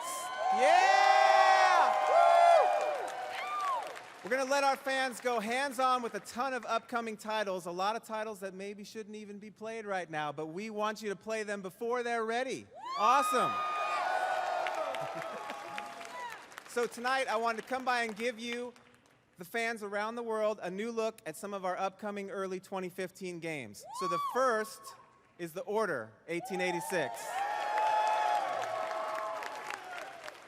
Ready at Dawn has been working hard to deliver a rich cinematic experience like no other, set in the team's unique vision of Victorian-era London. We can't wait for everybody to get their hands on this game in February, but for now, let's take a look at a brand new clip. World premiere.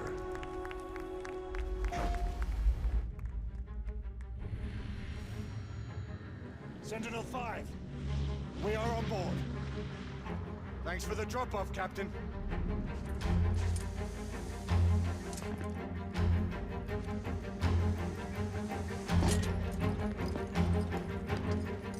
Lafayette and Galahad, you need to get control of the cockpit.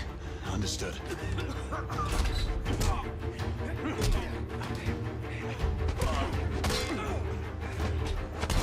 We seize the ship in the name of liberty. Isabeau and I will do reconnaissance. We need eyes on the ground amongst the guests. And imagine me with nothing to wear. Everything seems to be running smoothly. Quite smoothly. Lucas! Rebels! Get Hastings out now! It's what you would call reasonable. We could not have foreseen these circumstances, Alistair. Look out!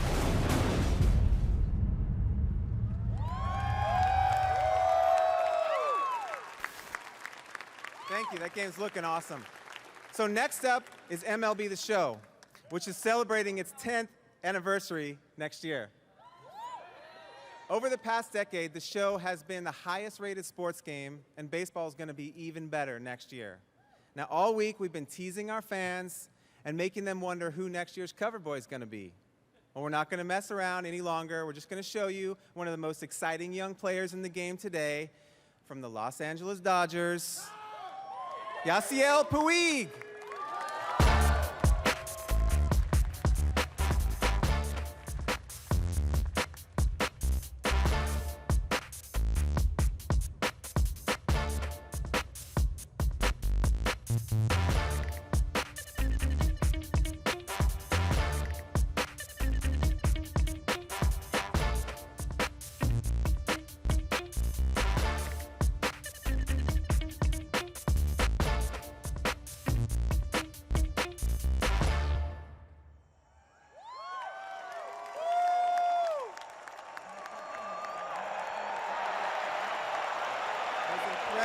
hard for me to announce the Dodger as their cover boy, but just leave it there. So anyways, go ahead and roll that teleprompter. That'd be nice. Thank you. Tomorrow at the PlayStation Experience, we'll have a lot more to share with fans when we stream our opening keynote live around the world, including a huge reveal for a game that we're all very excited about at PlayStation, a little game from our good friends at Naughty Dog, Uncharted 4: A Thief's End.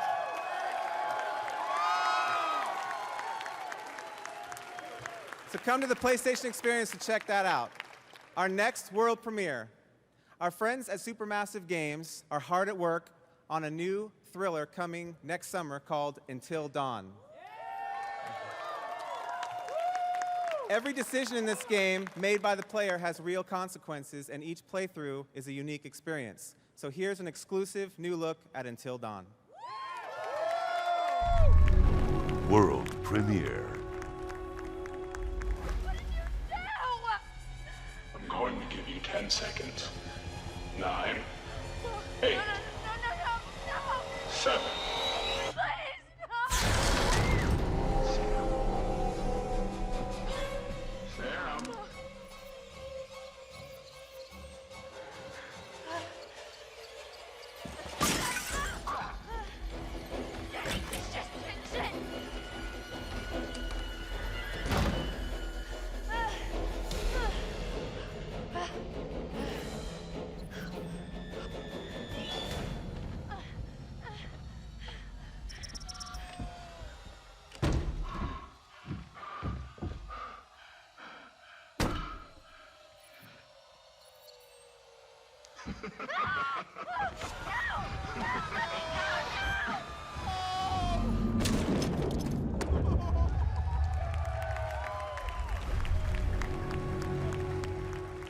All right, thanks very much. Thanks very much, Scott. We got lots more coming up here on the Game Awards. And there we go. We got lots more coming up here on the Game Awards, including much more world premiere content for you and some big awards, including, of course, Game of the Year. Those of you guys in the audience are going to get something special on the way out because next week a brand new Lara Croft game comes out, Temple of Osiris. And all of you in the audience, as you walk out, are going to get a free code to download that game, which is launching next week. So you guys are going to take a look at the launch trailer as we head out, and we will be right back after this.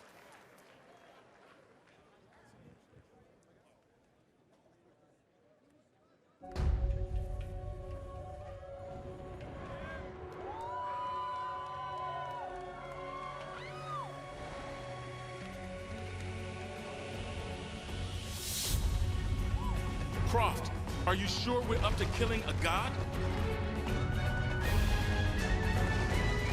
Have you come to bow before me?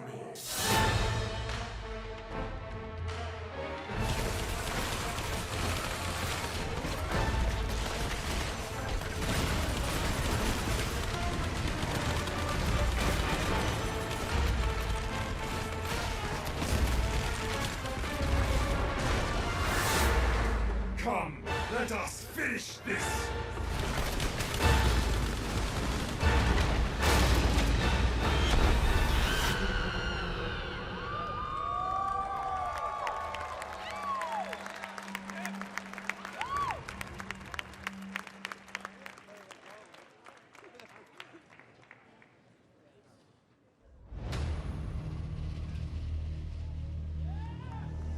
Six of us went down into the pit.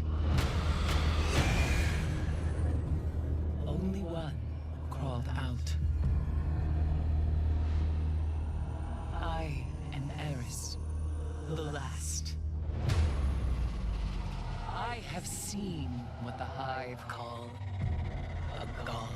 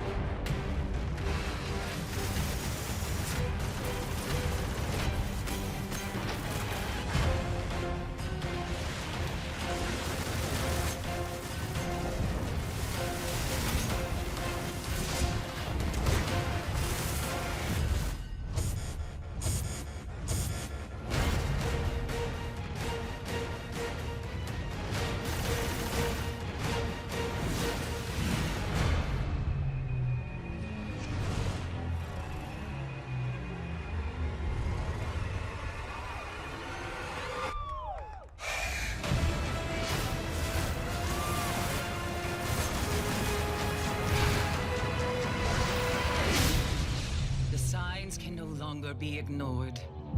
We must stop what is coming.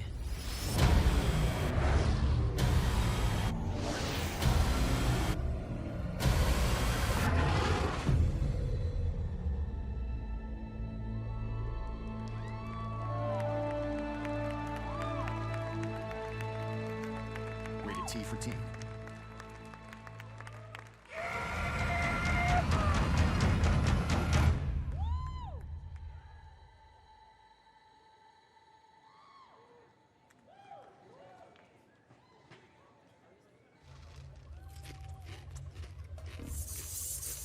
Well, that's the first half of the show. What'd you think so far, Grabbin' Gary? I know, right? Only halfway done and already so much entertainment. I feel like I already got my money's worth. Things are like that sometimes. But don't worry, I heard the second half is even better than the first. Ought to be starting any minute now. Hey, I'm warning you. Gary does not want to grab that, okay?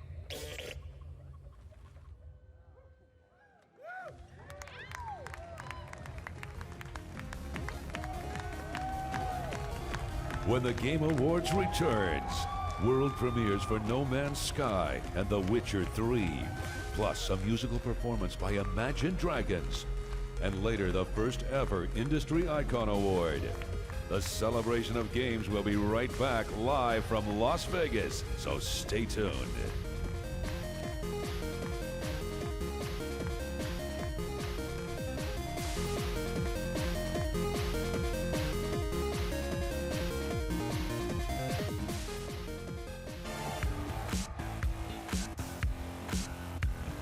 He's the producer and director of the Mass Effect trilogy. Here's Casey Hudson.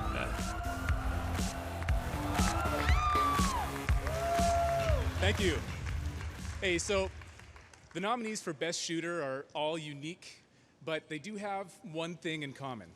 You know, whether you're waging war in a dystopian future, or in a dystopian alternate reality, or on a dystopian planet, you're gonna need guns.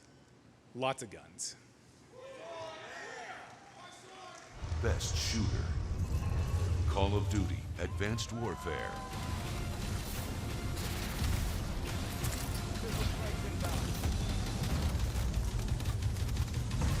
Destiny.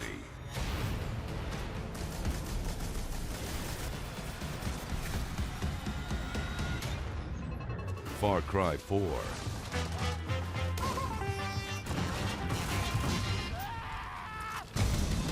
Titanfall.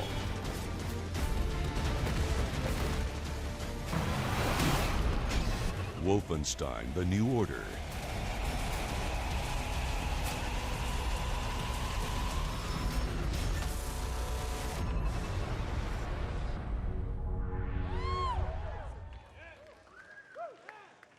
And the Game Award goes to Far Cry 4.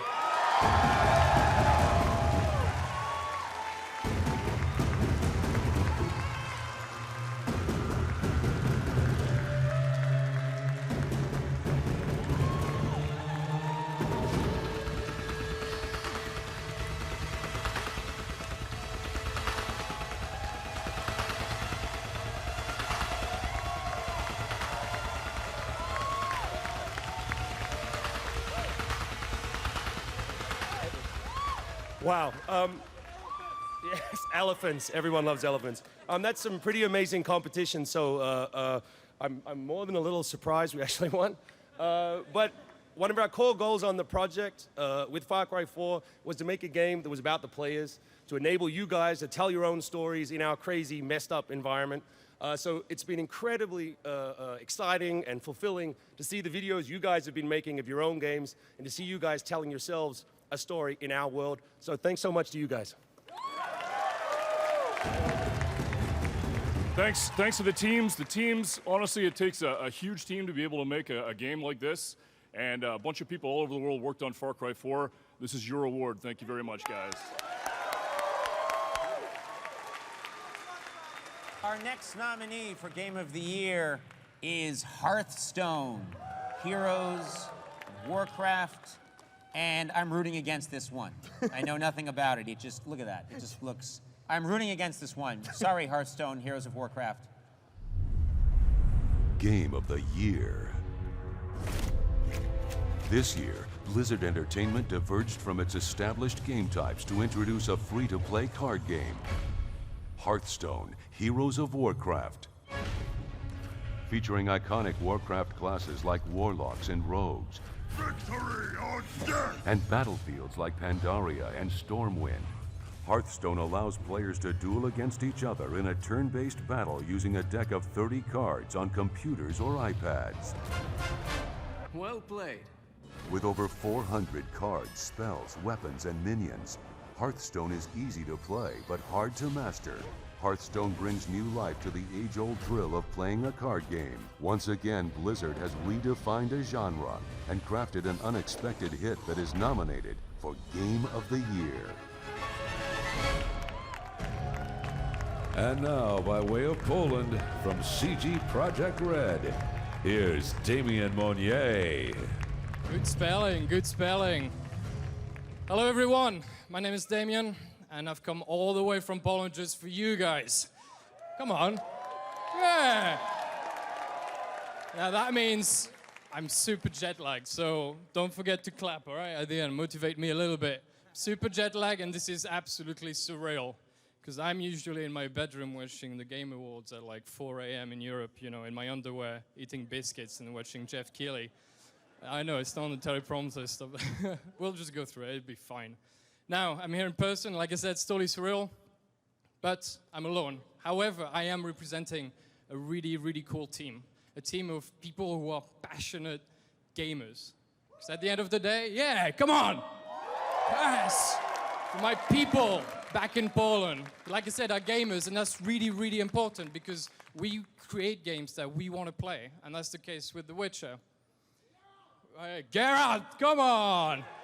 Now, so the reason everybody is back at home in Poland, both in Warsaw and Krakow, is because the team is working really hard, working on this massive open world, you know, and with a story that's really rich, and a story that in fact deserves to be seen from different angles, maybe, from different points of view.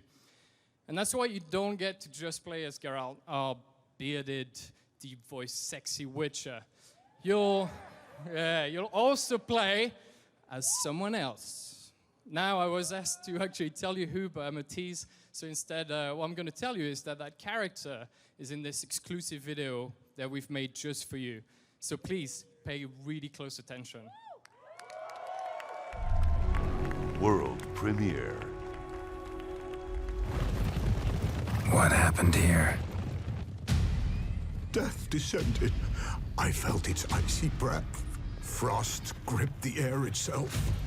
Ice clenched each heart. The village froze like in the heart of winter.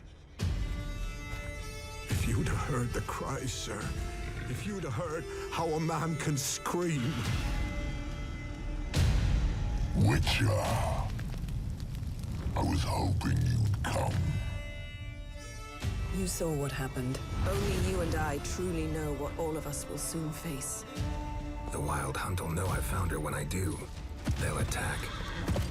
Well, I'm not about to give in. We all knew what we were signing up for.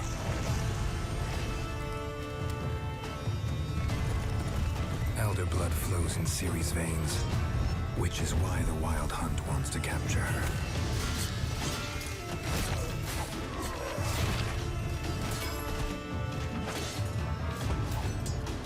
Geralt, have some dignity. You know how this will end.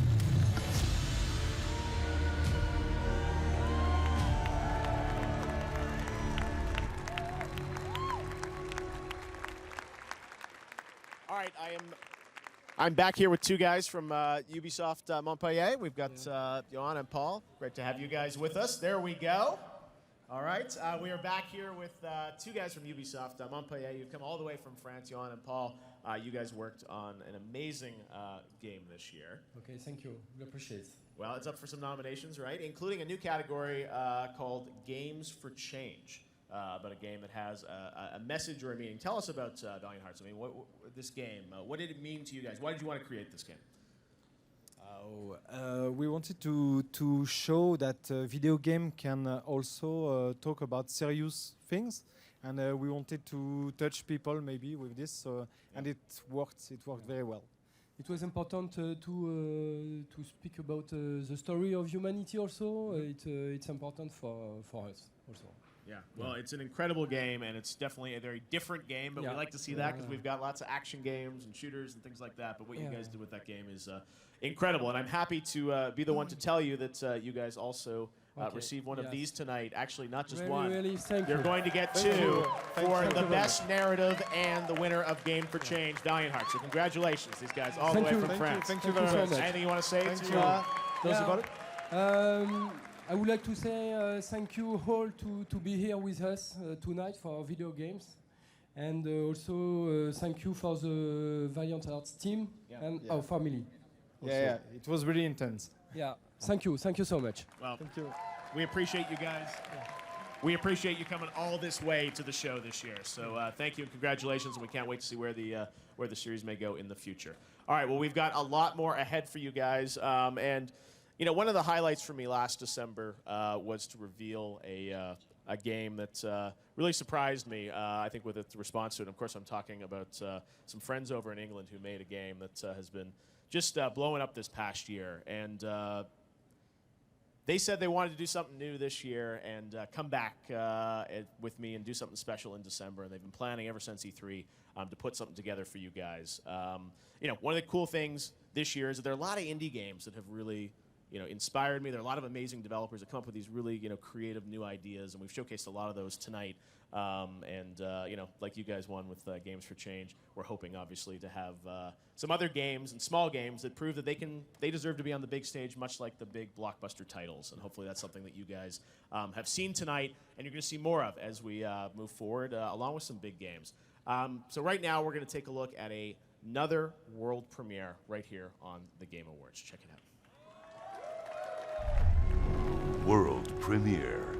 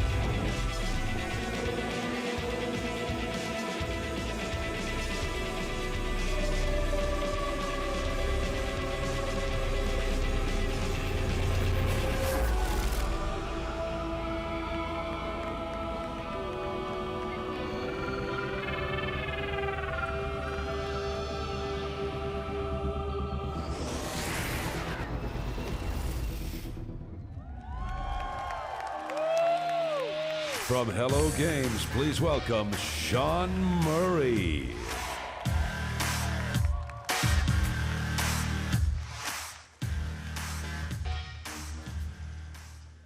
Hi, I'm Sean from Hello Games, a small indie team working on No Man's Sky.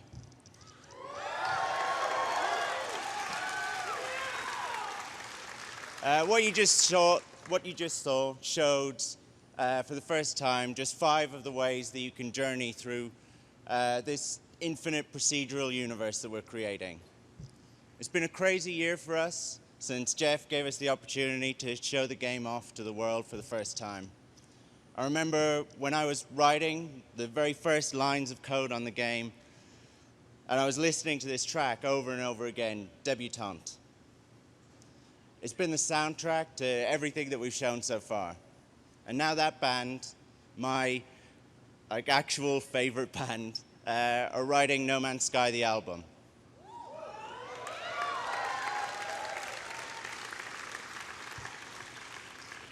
Featuring visuals from Mr. Div, explaining a little bit more about the kind of lore behind the game. Here to perform a never-before-heard track from that album. Can't believe I'm about to say this. 65 Days of Static with Supermoon.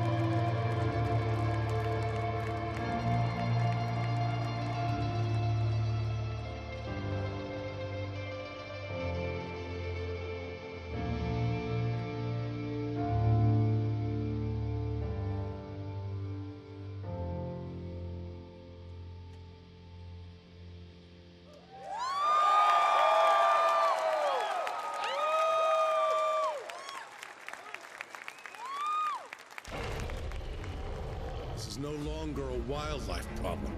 It's a full-scale evacuation. Gear up. We're going in.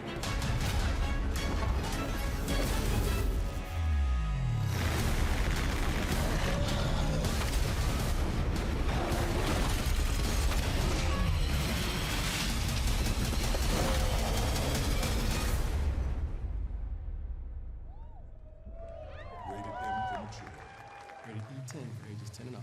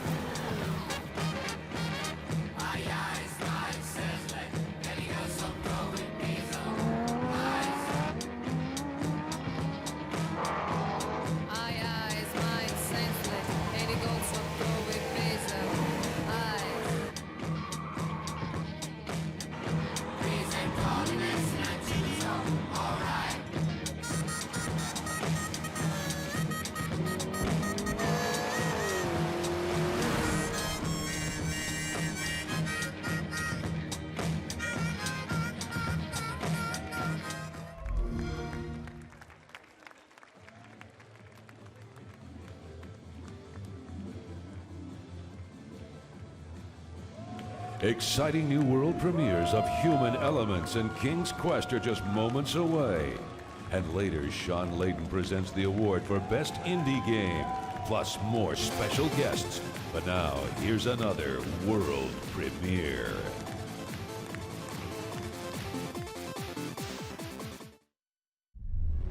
World premiere.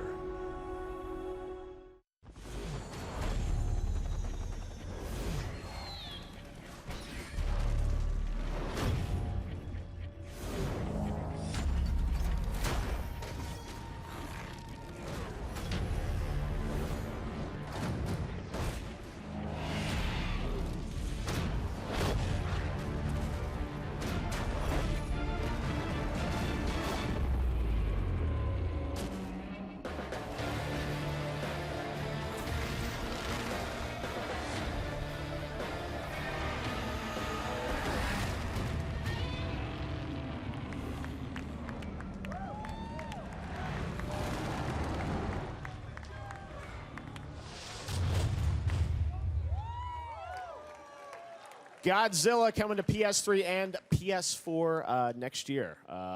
Very cool. All right, well, speaking of PS3 and PS4, we are streaming live on the PlayStation Network right now, so saying hi to all people watching on PS3 and PS4 and on Xbox 360, Xbox One, and Wii U even. And this weekend, if you all are on PSN, there's a special flash sale going on with some of the best games of the year, including Grand Theft Auto 5.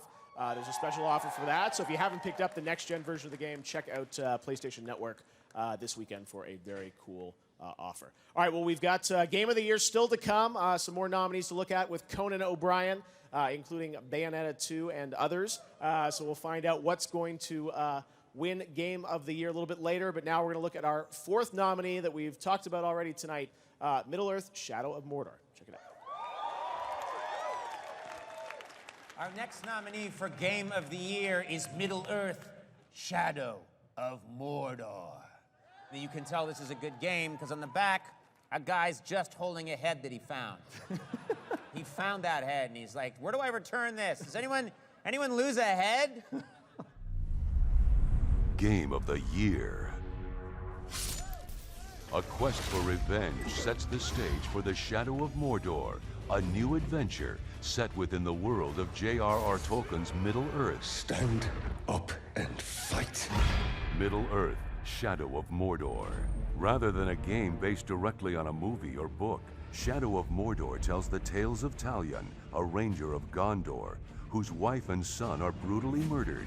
Only you could accomplish such art. Talion escapes death thanks to a wraith, but sets his sights on revenge against the Black Hand.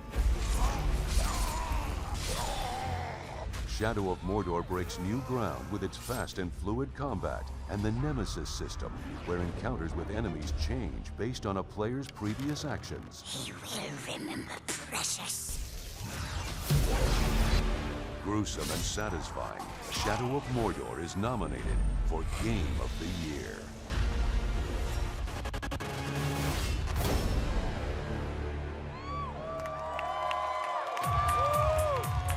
From Naughty Dog, please welcome the creative director of The Last of Us and the upcoming Uncharted 4: A Thief's End, Neil Druckmann. Hi. The Industry Icon Award, which I'm here to present tonight, was created to honor people whose contributions have left a lasting impression on the game industry. As a kid, I remember my brother bringing home a brand new computer game. We booted it up, and we were blown away by its graphic and sound. You controlled an animated character moving along in a beautifully rendered world. You picked up objects, talked to NPCs, and solved puzzles. Every facet of the game was utilized to tell a character-driven story in a way I've never seen before, and I instantly fell in love with it. That game was King's Quest, developed by Sierra.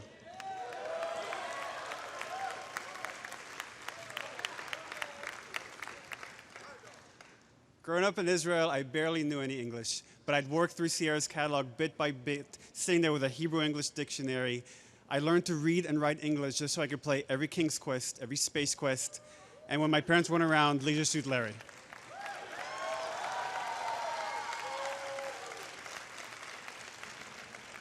With multiple highly successful franchises, Sierra was renowned for pushing the boundaries of writing, game design, animation, sound, music, and with the advent of CD-ROM, even acting.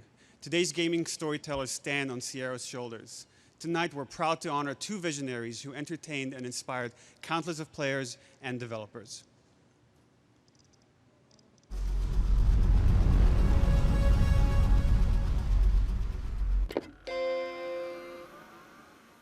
If you were to imagine the birth of personal computer games with graphics, you might picture a legion of undergraduates working in the basements of MIT or Stanford. But this fairy tale starts with a couple teenage sweethearts living on the outskirts of Los Angeles, California. In 1979, Ken Williams was working as a programmer, and personal computers were slowly finding their way into American homes. That year, he introduced his wife, Roberta, to a text-based computer game. Inspired, she conceived her own game with a story and decided it needed pictures. Roberta convinced Ken to program the game, which they called Mystery House, the first graphical adventure game for PCs. What intrigued me was the fact that since I am a storyteller, and I've always been a storyteller, was the fact that this was another dimension beyond just a book or a movie, the fact that you could interact with a story. The couple's dream was to sell 10,000 copies so they could buy their own house in the woods. But not even they imagined the true potential of PC gaming. The independently published game proved a massive success. It was more than enough to buy their house, and it became the first building block in the company that would become known as Sierra. In less than a decade, the business created by Ken and Roberta exploded into a publicly traded company with over 1,000 employees. They were collaborating with everyone, including Muppets creator Jim Henson. Story and character development were at the heart of Sierra Adventure Games. And the company continued to push technical innovations too, like voiceovers, real music, and more lifelike graphics. Sierra Games tackled all genres, like comedy with Space Quest, thriller with Gabriel Knight, role-playing adventures with Quest for Glory, and other pursuits with Leisure Suit Larry. It's a unique industry because it's the only one where you can make this much money, have so much fun, and feel so good about what you're doing. I think it was around 1984, 1985 that I started working on King's Quest, which has sort of turned into, a big hit. Oh, if she doesn't want it, I'll take it.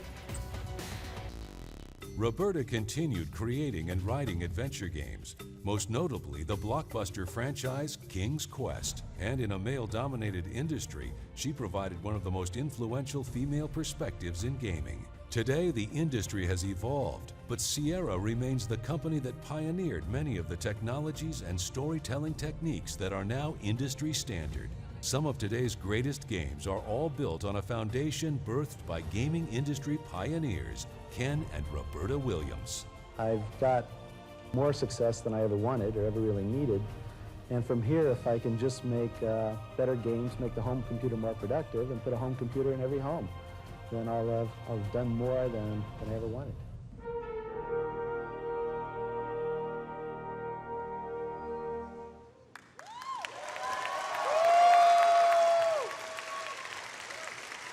It is my honor to present the first Industry Icon Award to the founders of Sierra. Please help me welcome Ken and Roberta Williams.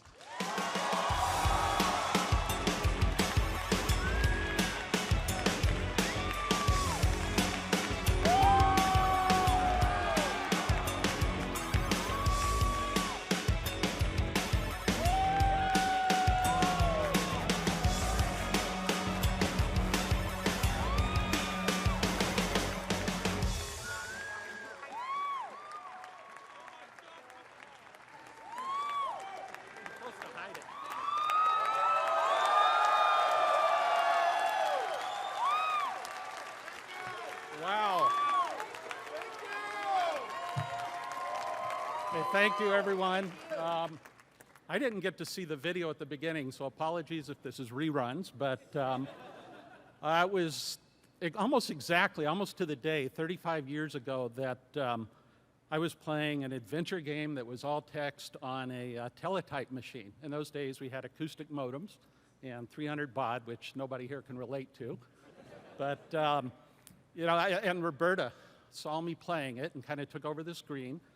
And a few days later, she said, we got to go to dinner. And she took me to dinner and spent the evening describing her vision for what a game could be. And at the time, I was working on a compiler. I had this big vision of being the next Bill Gates, who wasn't Bill Gates in those days, but, oh, okay, she wants to see the award. But, you know, she spent the evening kind of describing this murder mystery while people at other tables were looking at us like we were wacky. And then she said, why don't you build it instead of the compiler? And I did, and then suddenly the company kind of grew and grew and grew. And it's weird to think that that dinner was like in November of '79, and I think we released the product in like May of '80, which a lot of the developers here know is a fairly rapid schedule, especially with one programmer, one artist, and that's about it. But anyway, before I turn over to Roberta, I should thank, I guess, all the people of Sierra, all the fans, all the people that still remember us this many years later. And I don't know, we'll let her talk. Well, I broke it. Oh, I don't have any hands. Okay, sorry. I'm a shorty, you know. So, well, thank you, everybody, for coming and for the award from the Games Awards show. And I'm just surprised I'm here and just can't believe it. If you guys can believe it's been 17 years for me since I've been out of business. And time goes by fast, but I appreciate it so much, everybody coming and...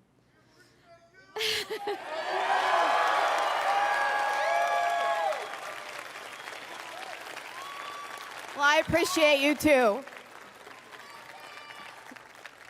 Thank you so much. And sorry I don't have anything to show you. I don't have a game anymore. But although we do have, there is a new King's Quest coming. And I've had an advanced look at it, and it looks awesome. I do want to play it very much. And as such, I'd like to introduce the new designers, the designer and the producer for the game. And that would be Matt Korba and Lindsey Rostel from The Odd Gentlemen, who are going to be the new designers. And that will be through Activision for the new King's Quest.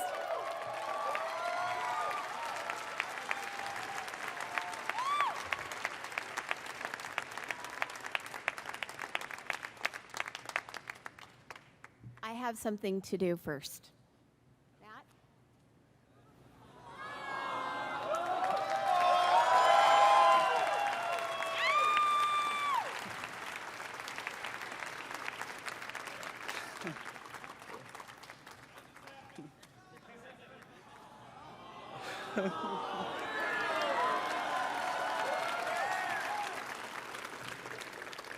Wow. First of all, I just want to give a heartfelt thanks to Roberta and Ken for everything that they've done for the gaming industry. I had the pleasure of showing Ken and Roberta the game a few weeks ago, and it is a moment that I will treasure forever. It was also extremely nerve-wracking. If we were going to do this, it was very important to us to get their blessing.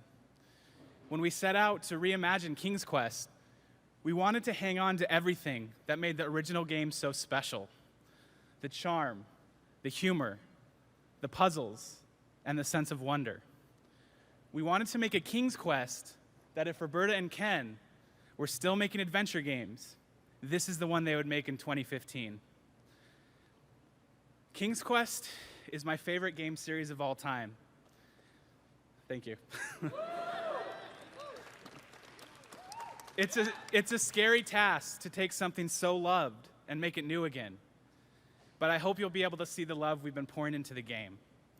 With that, I am proud to be a part of Sierra and honored to introduce the new King's Quest.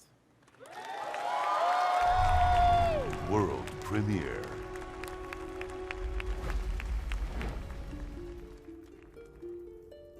So, you want to hear a story. It has been a long time, hasn't it? How about a tale you haven't heard before? One with luscious worlds of wonder, of treacherous traps, fantastical foes, and caverns that could kill.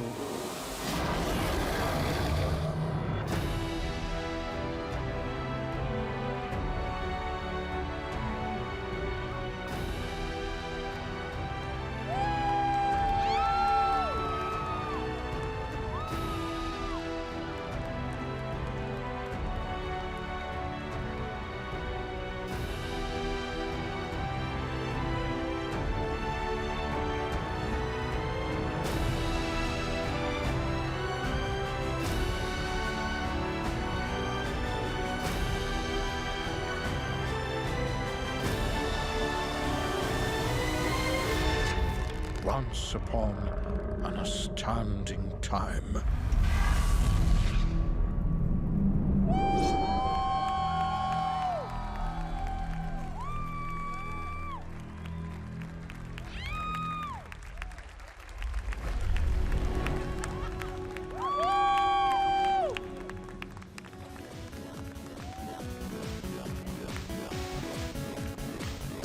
Coming up, the world premiere of Human Element. And later, another world premiere from Nintendo. And the award for Game of the Year. Plus, a musical performance by Imagine Dragons. It's all coming up on the Game Awards, live from Las Vegas.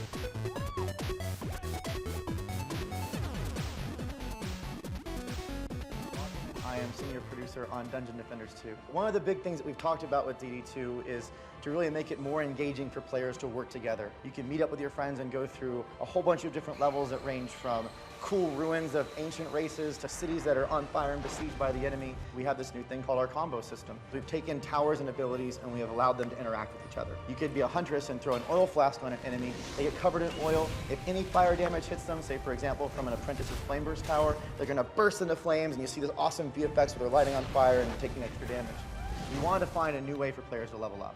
So now we have spec nodes that dramatically change the way characters play. Whenever a frost tower is attacking an enemy, there's a chance to put them in a case of ice and then they can be shattered with the combo system and broken apart and instant killed. It's on Steam right now. Early access gates are open. It's your opportunity to come in and help us make Dungeon Defenders 2 as good as it possibly can be.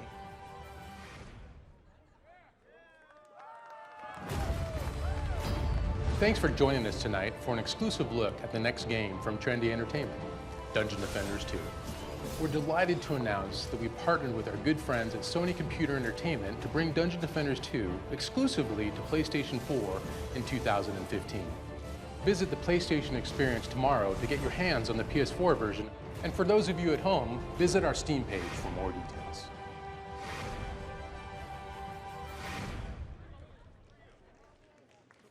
Rated M for mature.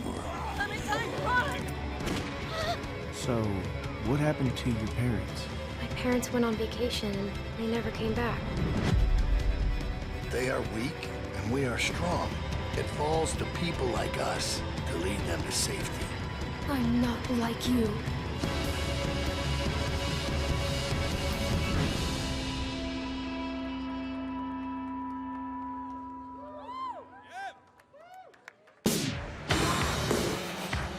Hey, Slick, it's me! I'm a Darwinist, brother, all right? Some prosper. Enjoy the picture, everyone! And some struggle. I thought you said you wasn't gonna hit me. We had a deal! We had paperwork!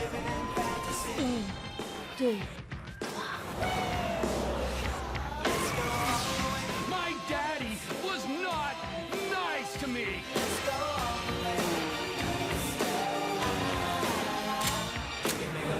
Life is just one long mystery. Grand Theft Auto 5.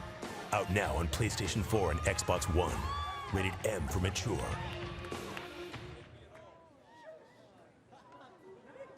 Hello. I am Cassandra Pentagast. And I'm Varric Tethras. On behalf of the Inquisition, we wish to offer our thanks for this nomination. And if you liked what you've seen, please check out Hard in Hightown. What? You're plugging your book? This is a serious moment. You do know why people play our games, right? For our thought-provoking examination of faith and the political cost of, Buy my book.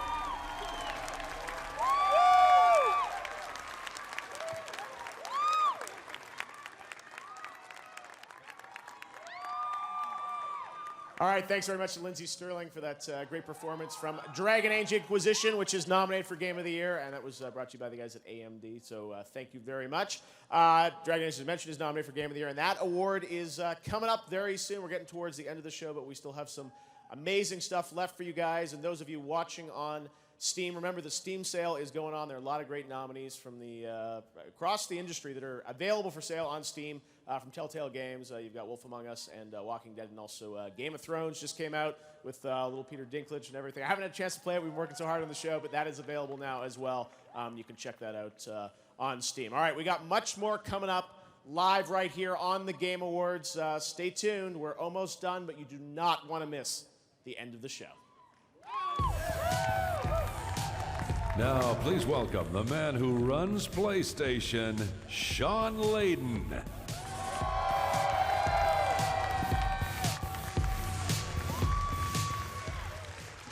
Good evening, everyone. Game development is a collaborative process where countless hours of work are contributed by hundreds of people. But sometimes a great game can be built by fewer people, like much fewer people, like not enough people to build a company baseball team. It still takes a ton of work, but thanks to crowdfunding and digital distribution, independent games are leading a renaissance by gamers, for gamers.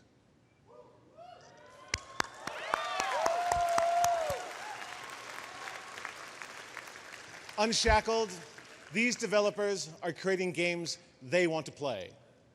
And here are your nominees for Best Indie Game.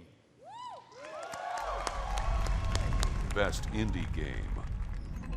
Broken Age. Guess it's time to face the cupcakes. Time to grab the wheel of this ship and steer it straight into the storm. Transistor. Come on, pull. There. Together again. Sort of. Shovel Knight.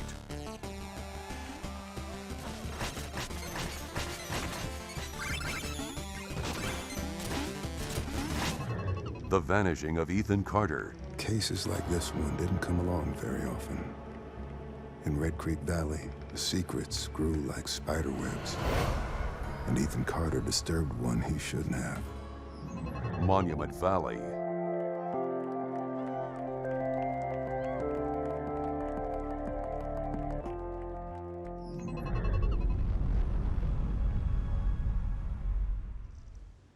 Big round of applause. All right. And the Game Award goes to... Wow, it's a really small piece of paper. Shovel Knight.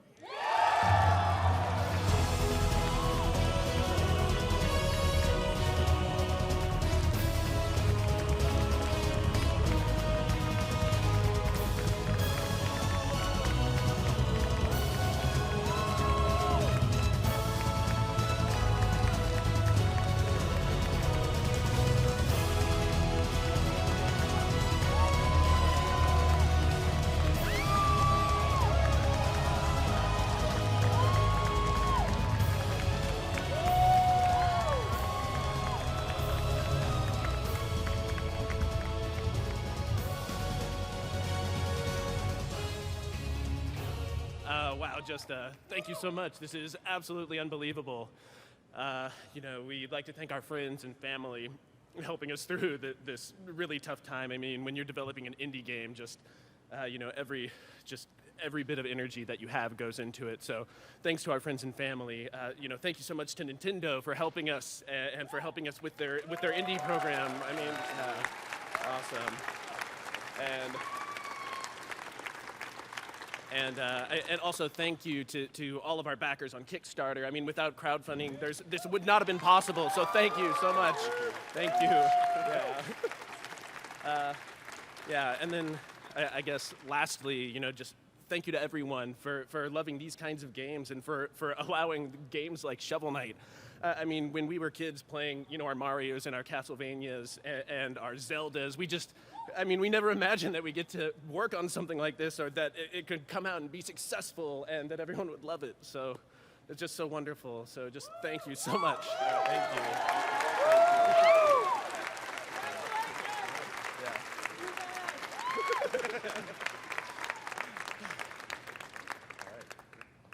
Yeah, I think we're good.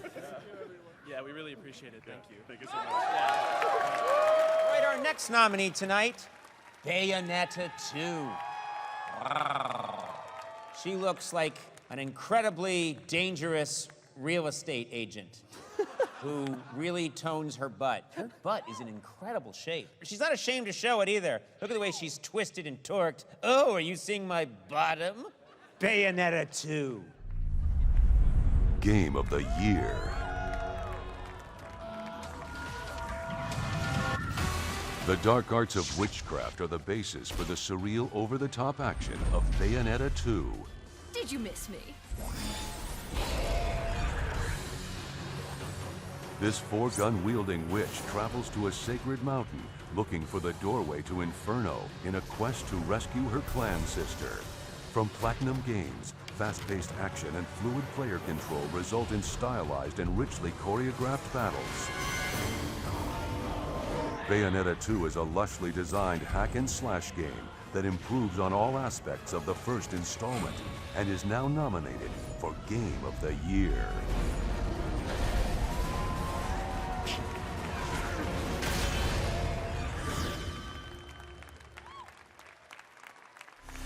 And now, the president and creative director of Robotoki, please welcome Robert Bowling.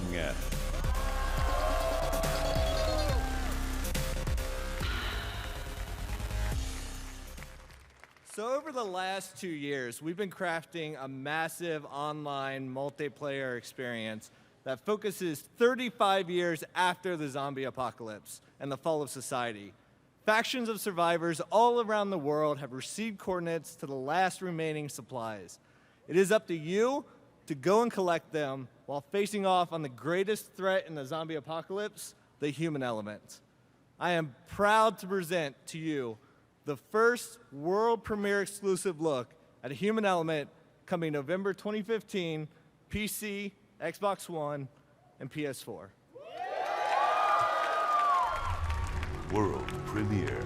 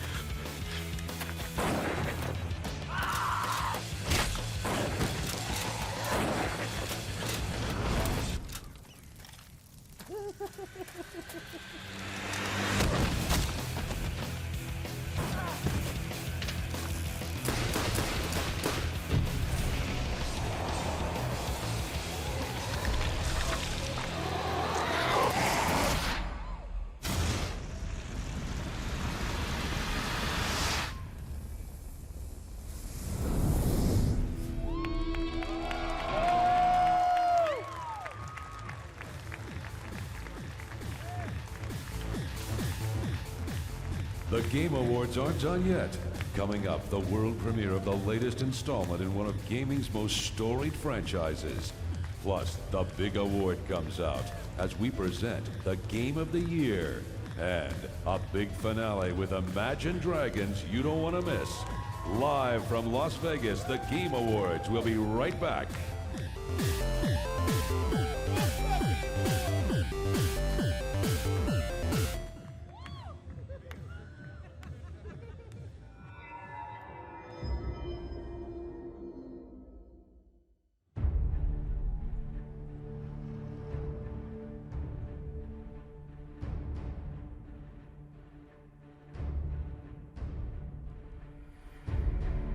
Okay, what we're gonna do, guys, we're gonna sit 10K off a target, we're gonna blap it really quick, and then we're gonna warp to the run spot. Does that make sense? Roger. Yep. Outstanding. Okay, stand by. So hey guys, here's the deal. They got their Prophecy fleet up, and then Razor also has an Oracle fleet. So we should have some interesting stuff about to happen. So it's going to be like this. We're going to portal through, and at the same time, the triage carriers are going to jump. Just the triage carriers at first. Everyone clear? Let me see. Oh crap. I think... Will we be able to take on Guardians? Yeah, they got 4 Guardians. I don't think we should do this. we can do this. Don't worry about that. Now we're gonna play some fun games. My heart's racing. And relax. All wings align. Primary is the Dominics in 5, 4, 3, 2. Decloak, decloak, decloak. Torpedoes on the Dominics. Dominics, Dominics. Orbit on me, micro warp drives on. We're moving. Secondaries, Vipers, and the Omen. He's in structure. Take him down. Nude, that revelation out now. All newts on the ramp. Burn out towards that jump now. All damps on the damnation. All damps on the damnation. Scepter, stay here and tackle prophecies. This is where we fight. All right.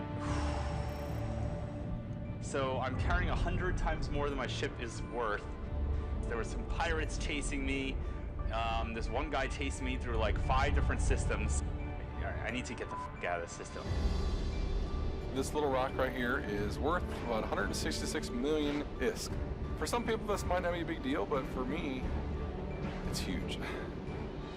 Seller 4.2, pretty nice. Gonna produce 4 of them, 2 days, 19 hours, 11 minutes, 44 seconds. We can expect to make 8 to 10 million around there. 51 out of 56 grid. Okay, good. And we've got 5 modules to fit in here. The ship's speed is actually pretty good. It can hit 4K a second. We're gonna hurt that now by adding on some armor buffer. Up, success. Yeah. Thanks, dude. Yay, Sophos, so much fun. Oh yeah, such fun. It's almost done now. Like less than a week. Oh look. Okay, good. Oh, wow.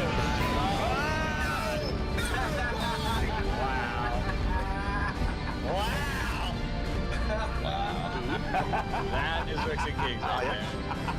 Archivian silos down. Archivian silos down. Go, go, go. Silos down. Portal, portal. Primary. Gate is green, gate is green. Sniper skills to 1 red utilize BSC. Aggregates idle and green, come on. Oh shit, how do I warp to something? E-war drone. All E-war drones on Scott. Where are you decloaking? Patch, so will be the secondary. Oh my god, that's a Titan! Do not engage. Let's go get those fucking bombs out. Red group fire. Gold group stand by. Come on, boys. Come on, come on, come on.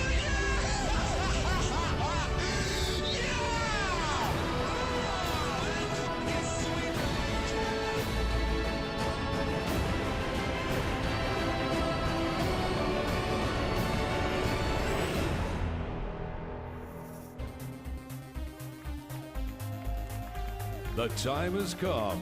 Here to present Game of the Year, Jeff Keighley.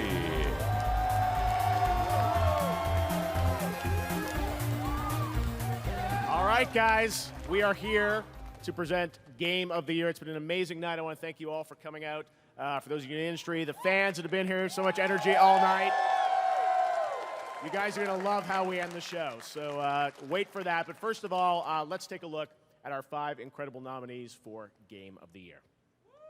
And the nominees for Game of the Year are Bayonetta 2, Dark Souls 2, Dragon Age Inquisition, Hearthstone, Middle-earth Shadow of Mordor,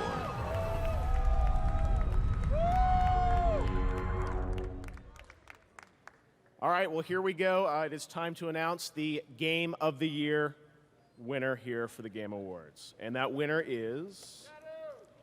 Stay tuned. Very tightly taped here. The winner is Dragon Age Inquisition.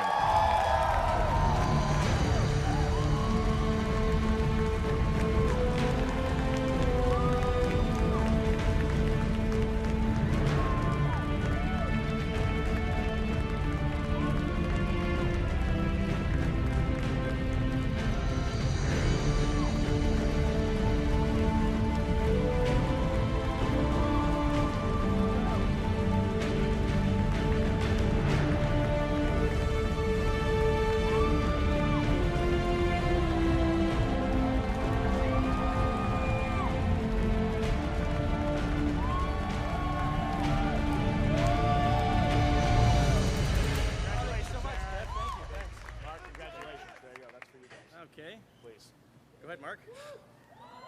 Wow. Okay. Thank you. This is immensely humbling. I have to thank. This is really a game. This is really an award that belongs to our fans that have stuck with us for a long time. This is an award for the team whose hard work is poured into this game. Really, Aaron and I are just here as representatives of them. It's been a long journey. Thank you all. I'm glad you liked it as much as we did. Thank you. Yeah, I just want to echo what Mark said. I want to thank all the families who support so many developers who put so much of their energy into a game like Dragon Age. It means a lot to stand up here and represent them. And thank you all so much. What an honor. Thank you. Please welcome back to the stage the President of Nintendo of America, Reggie Fils-Aimé.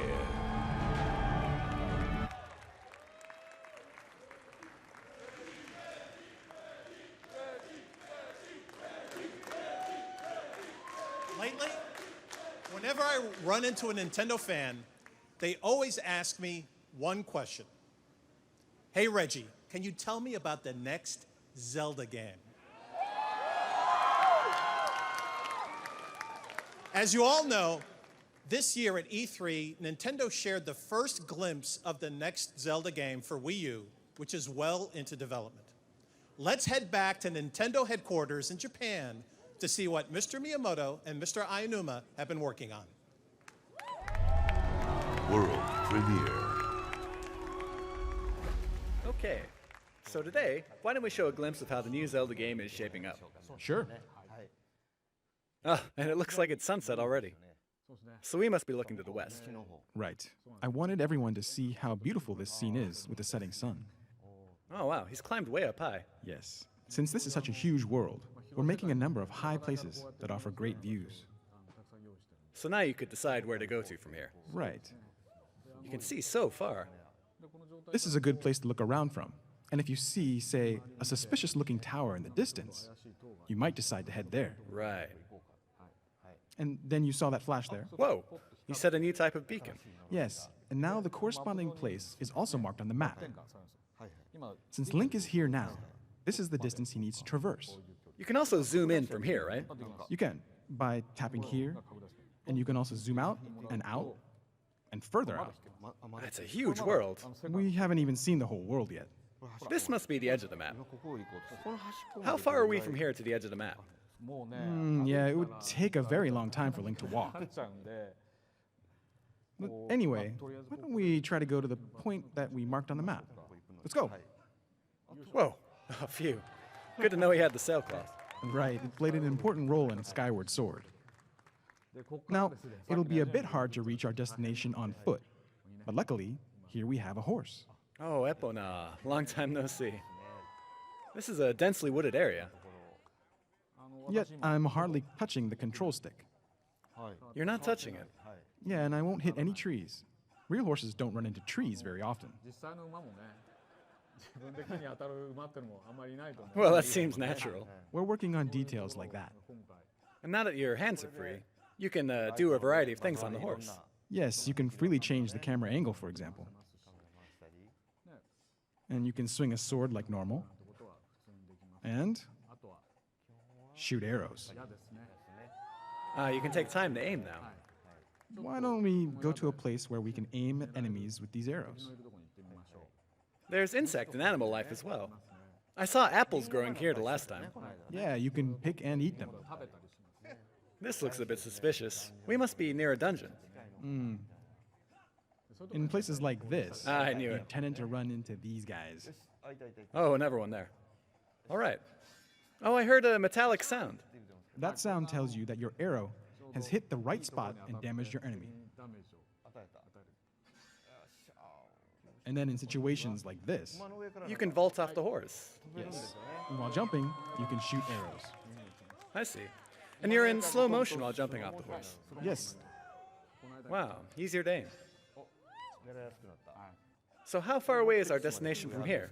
Well, it'll still take about 4 or 5 more minutes, I suppose. 4 or 5 minutes more. Are you sure that this will be released next year? Yes. All of the staff members are working together and doing their best. By the way, Mr. Miyamoto, how about your Star Fox title? What? Star Fox? You're asking me that now? No worries about Star Fox. Oh, that's good news.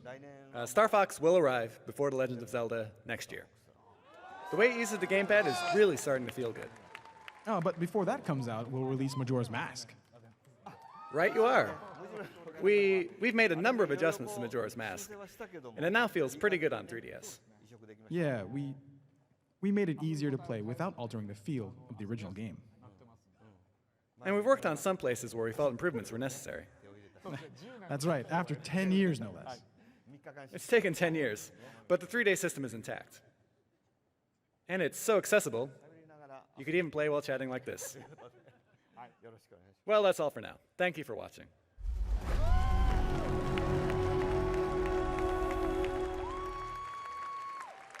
Thank you, Mr. Miyamoto and Mr. Aonuma, for that very special look at the next Legend of Zelda game, which will arrive exclusively for the Wii U in 2015.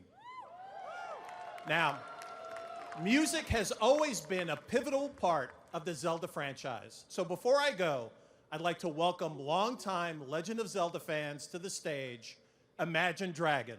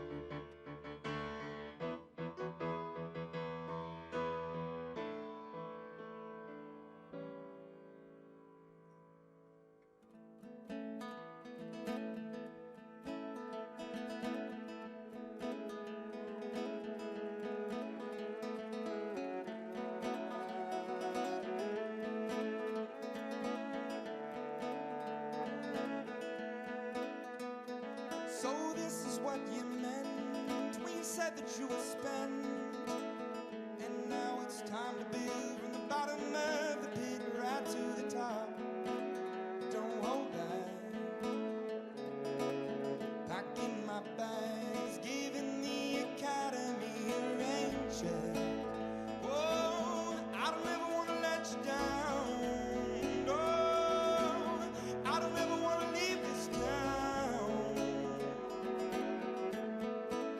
'Cause after all, this city never sleeps at night. It's time to begin, isn't it? I get a little bit bigger than I'll admit. I'm just the same as I was. Now don't you understand that I'm never changing who I am?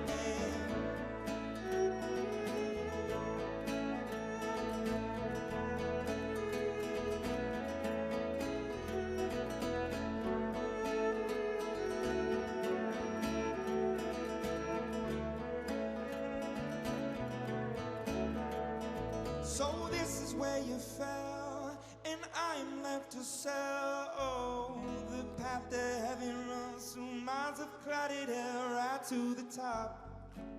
But don't look back, turning to rags and giving the commodities a rain check. Oh, I don't ever want to let you down. No, I don't ever want to leave this town. 'Cause after all, this city never sleeps at night. It's time to begin, isn't it? I get a little bit bigger than I'll admit. I'm just the same as I was. Now don't you understand that I'm never changing who I am? It's time to begin, isn't it? I get a little bit bigger than I'll admit. I'm just the same as I was. Now don't you understand that I'm never changing who I am? This road never looks so lonely, but this house doesn't burn down slowly to ashes, to ashes. It's time to begin, isn't it? I get a little bit bigger than I'll admit. I'm just the same as I was. Now don't you understand that I'm never changing who I am? It's time to begin, isn't it? I get a little bit bigger than I'll admit. I'm just the same as I was. Don't you understand that I'm never changing who I am?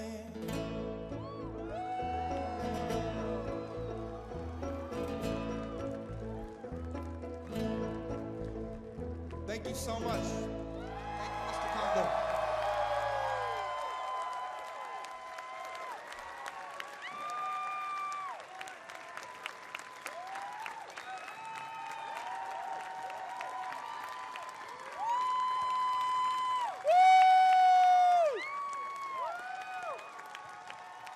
Wow. Absolutely amazing. Thank you to Imagine Dragons and Koji Kondo. You know, that's exactly what this show should be about, putting smiles on the face of someone like Koji Kondo, who's given us so many smiles over all the years. So thank you to those guys. That was a really special moment. I appreciate the band doing that for us. Well, that is going to do it for the first ever Game Awards here in Las Vegas.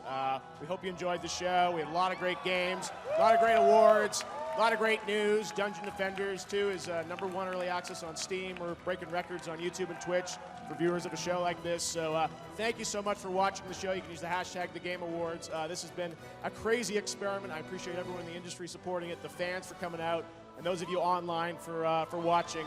Thank you so much, and good night.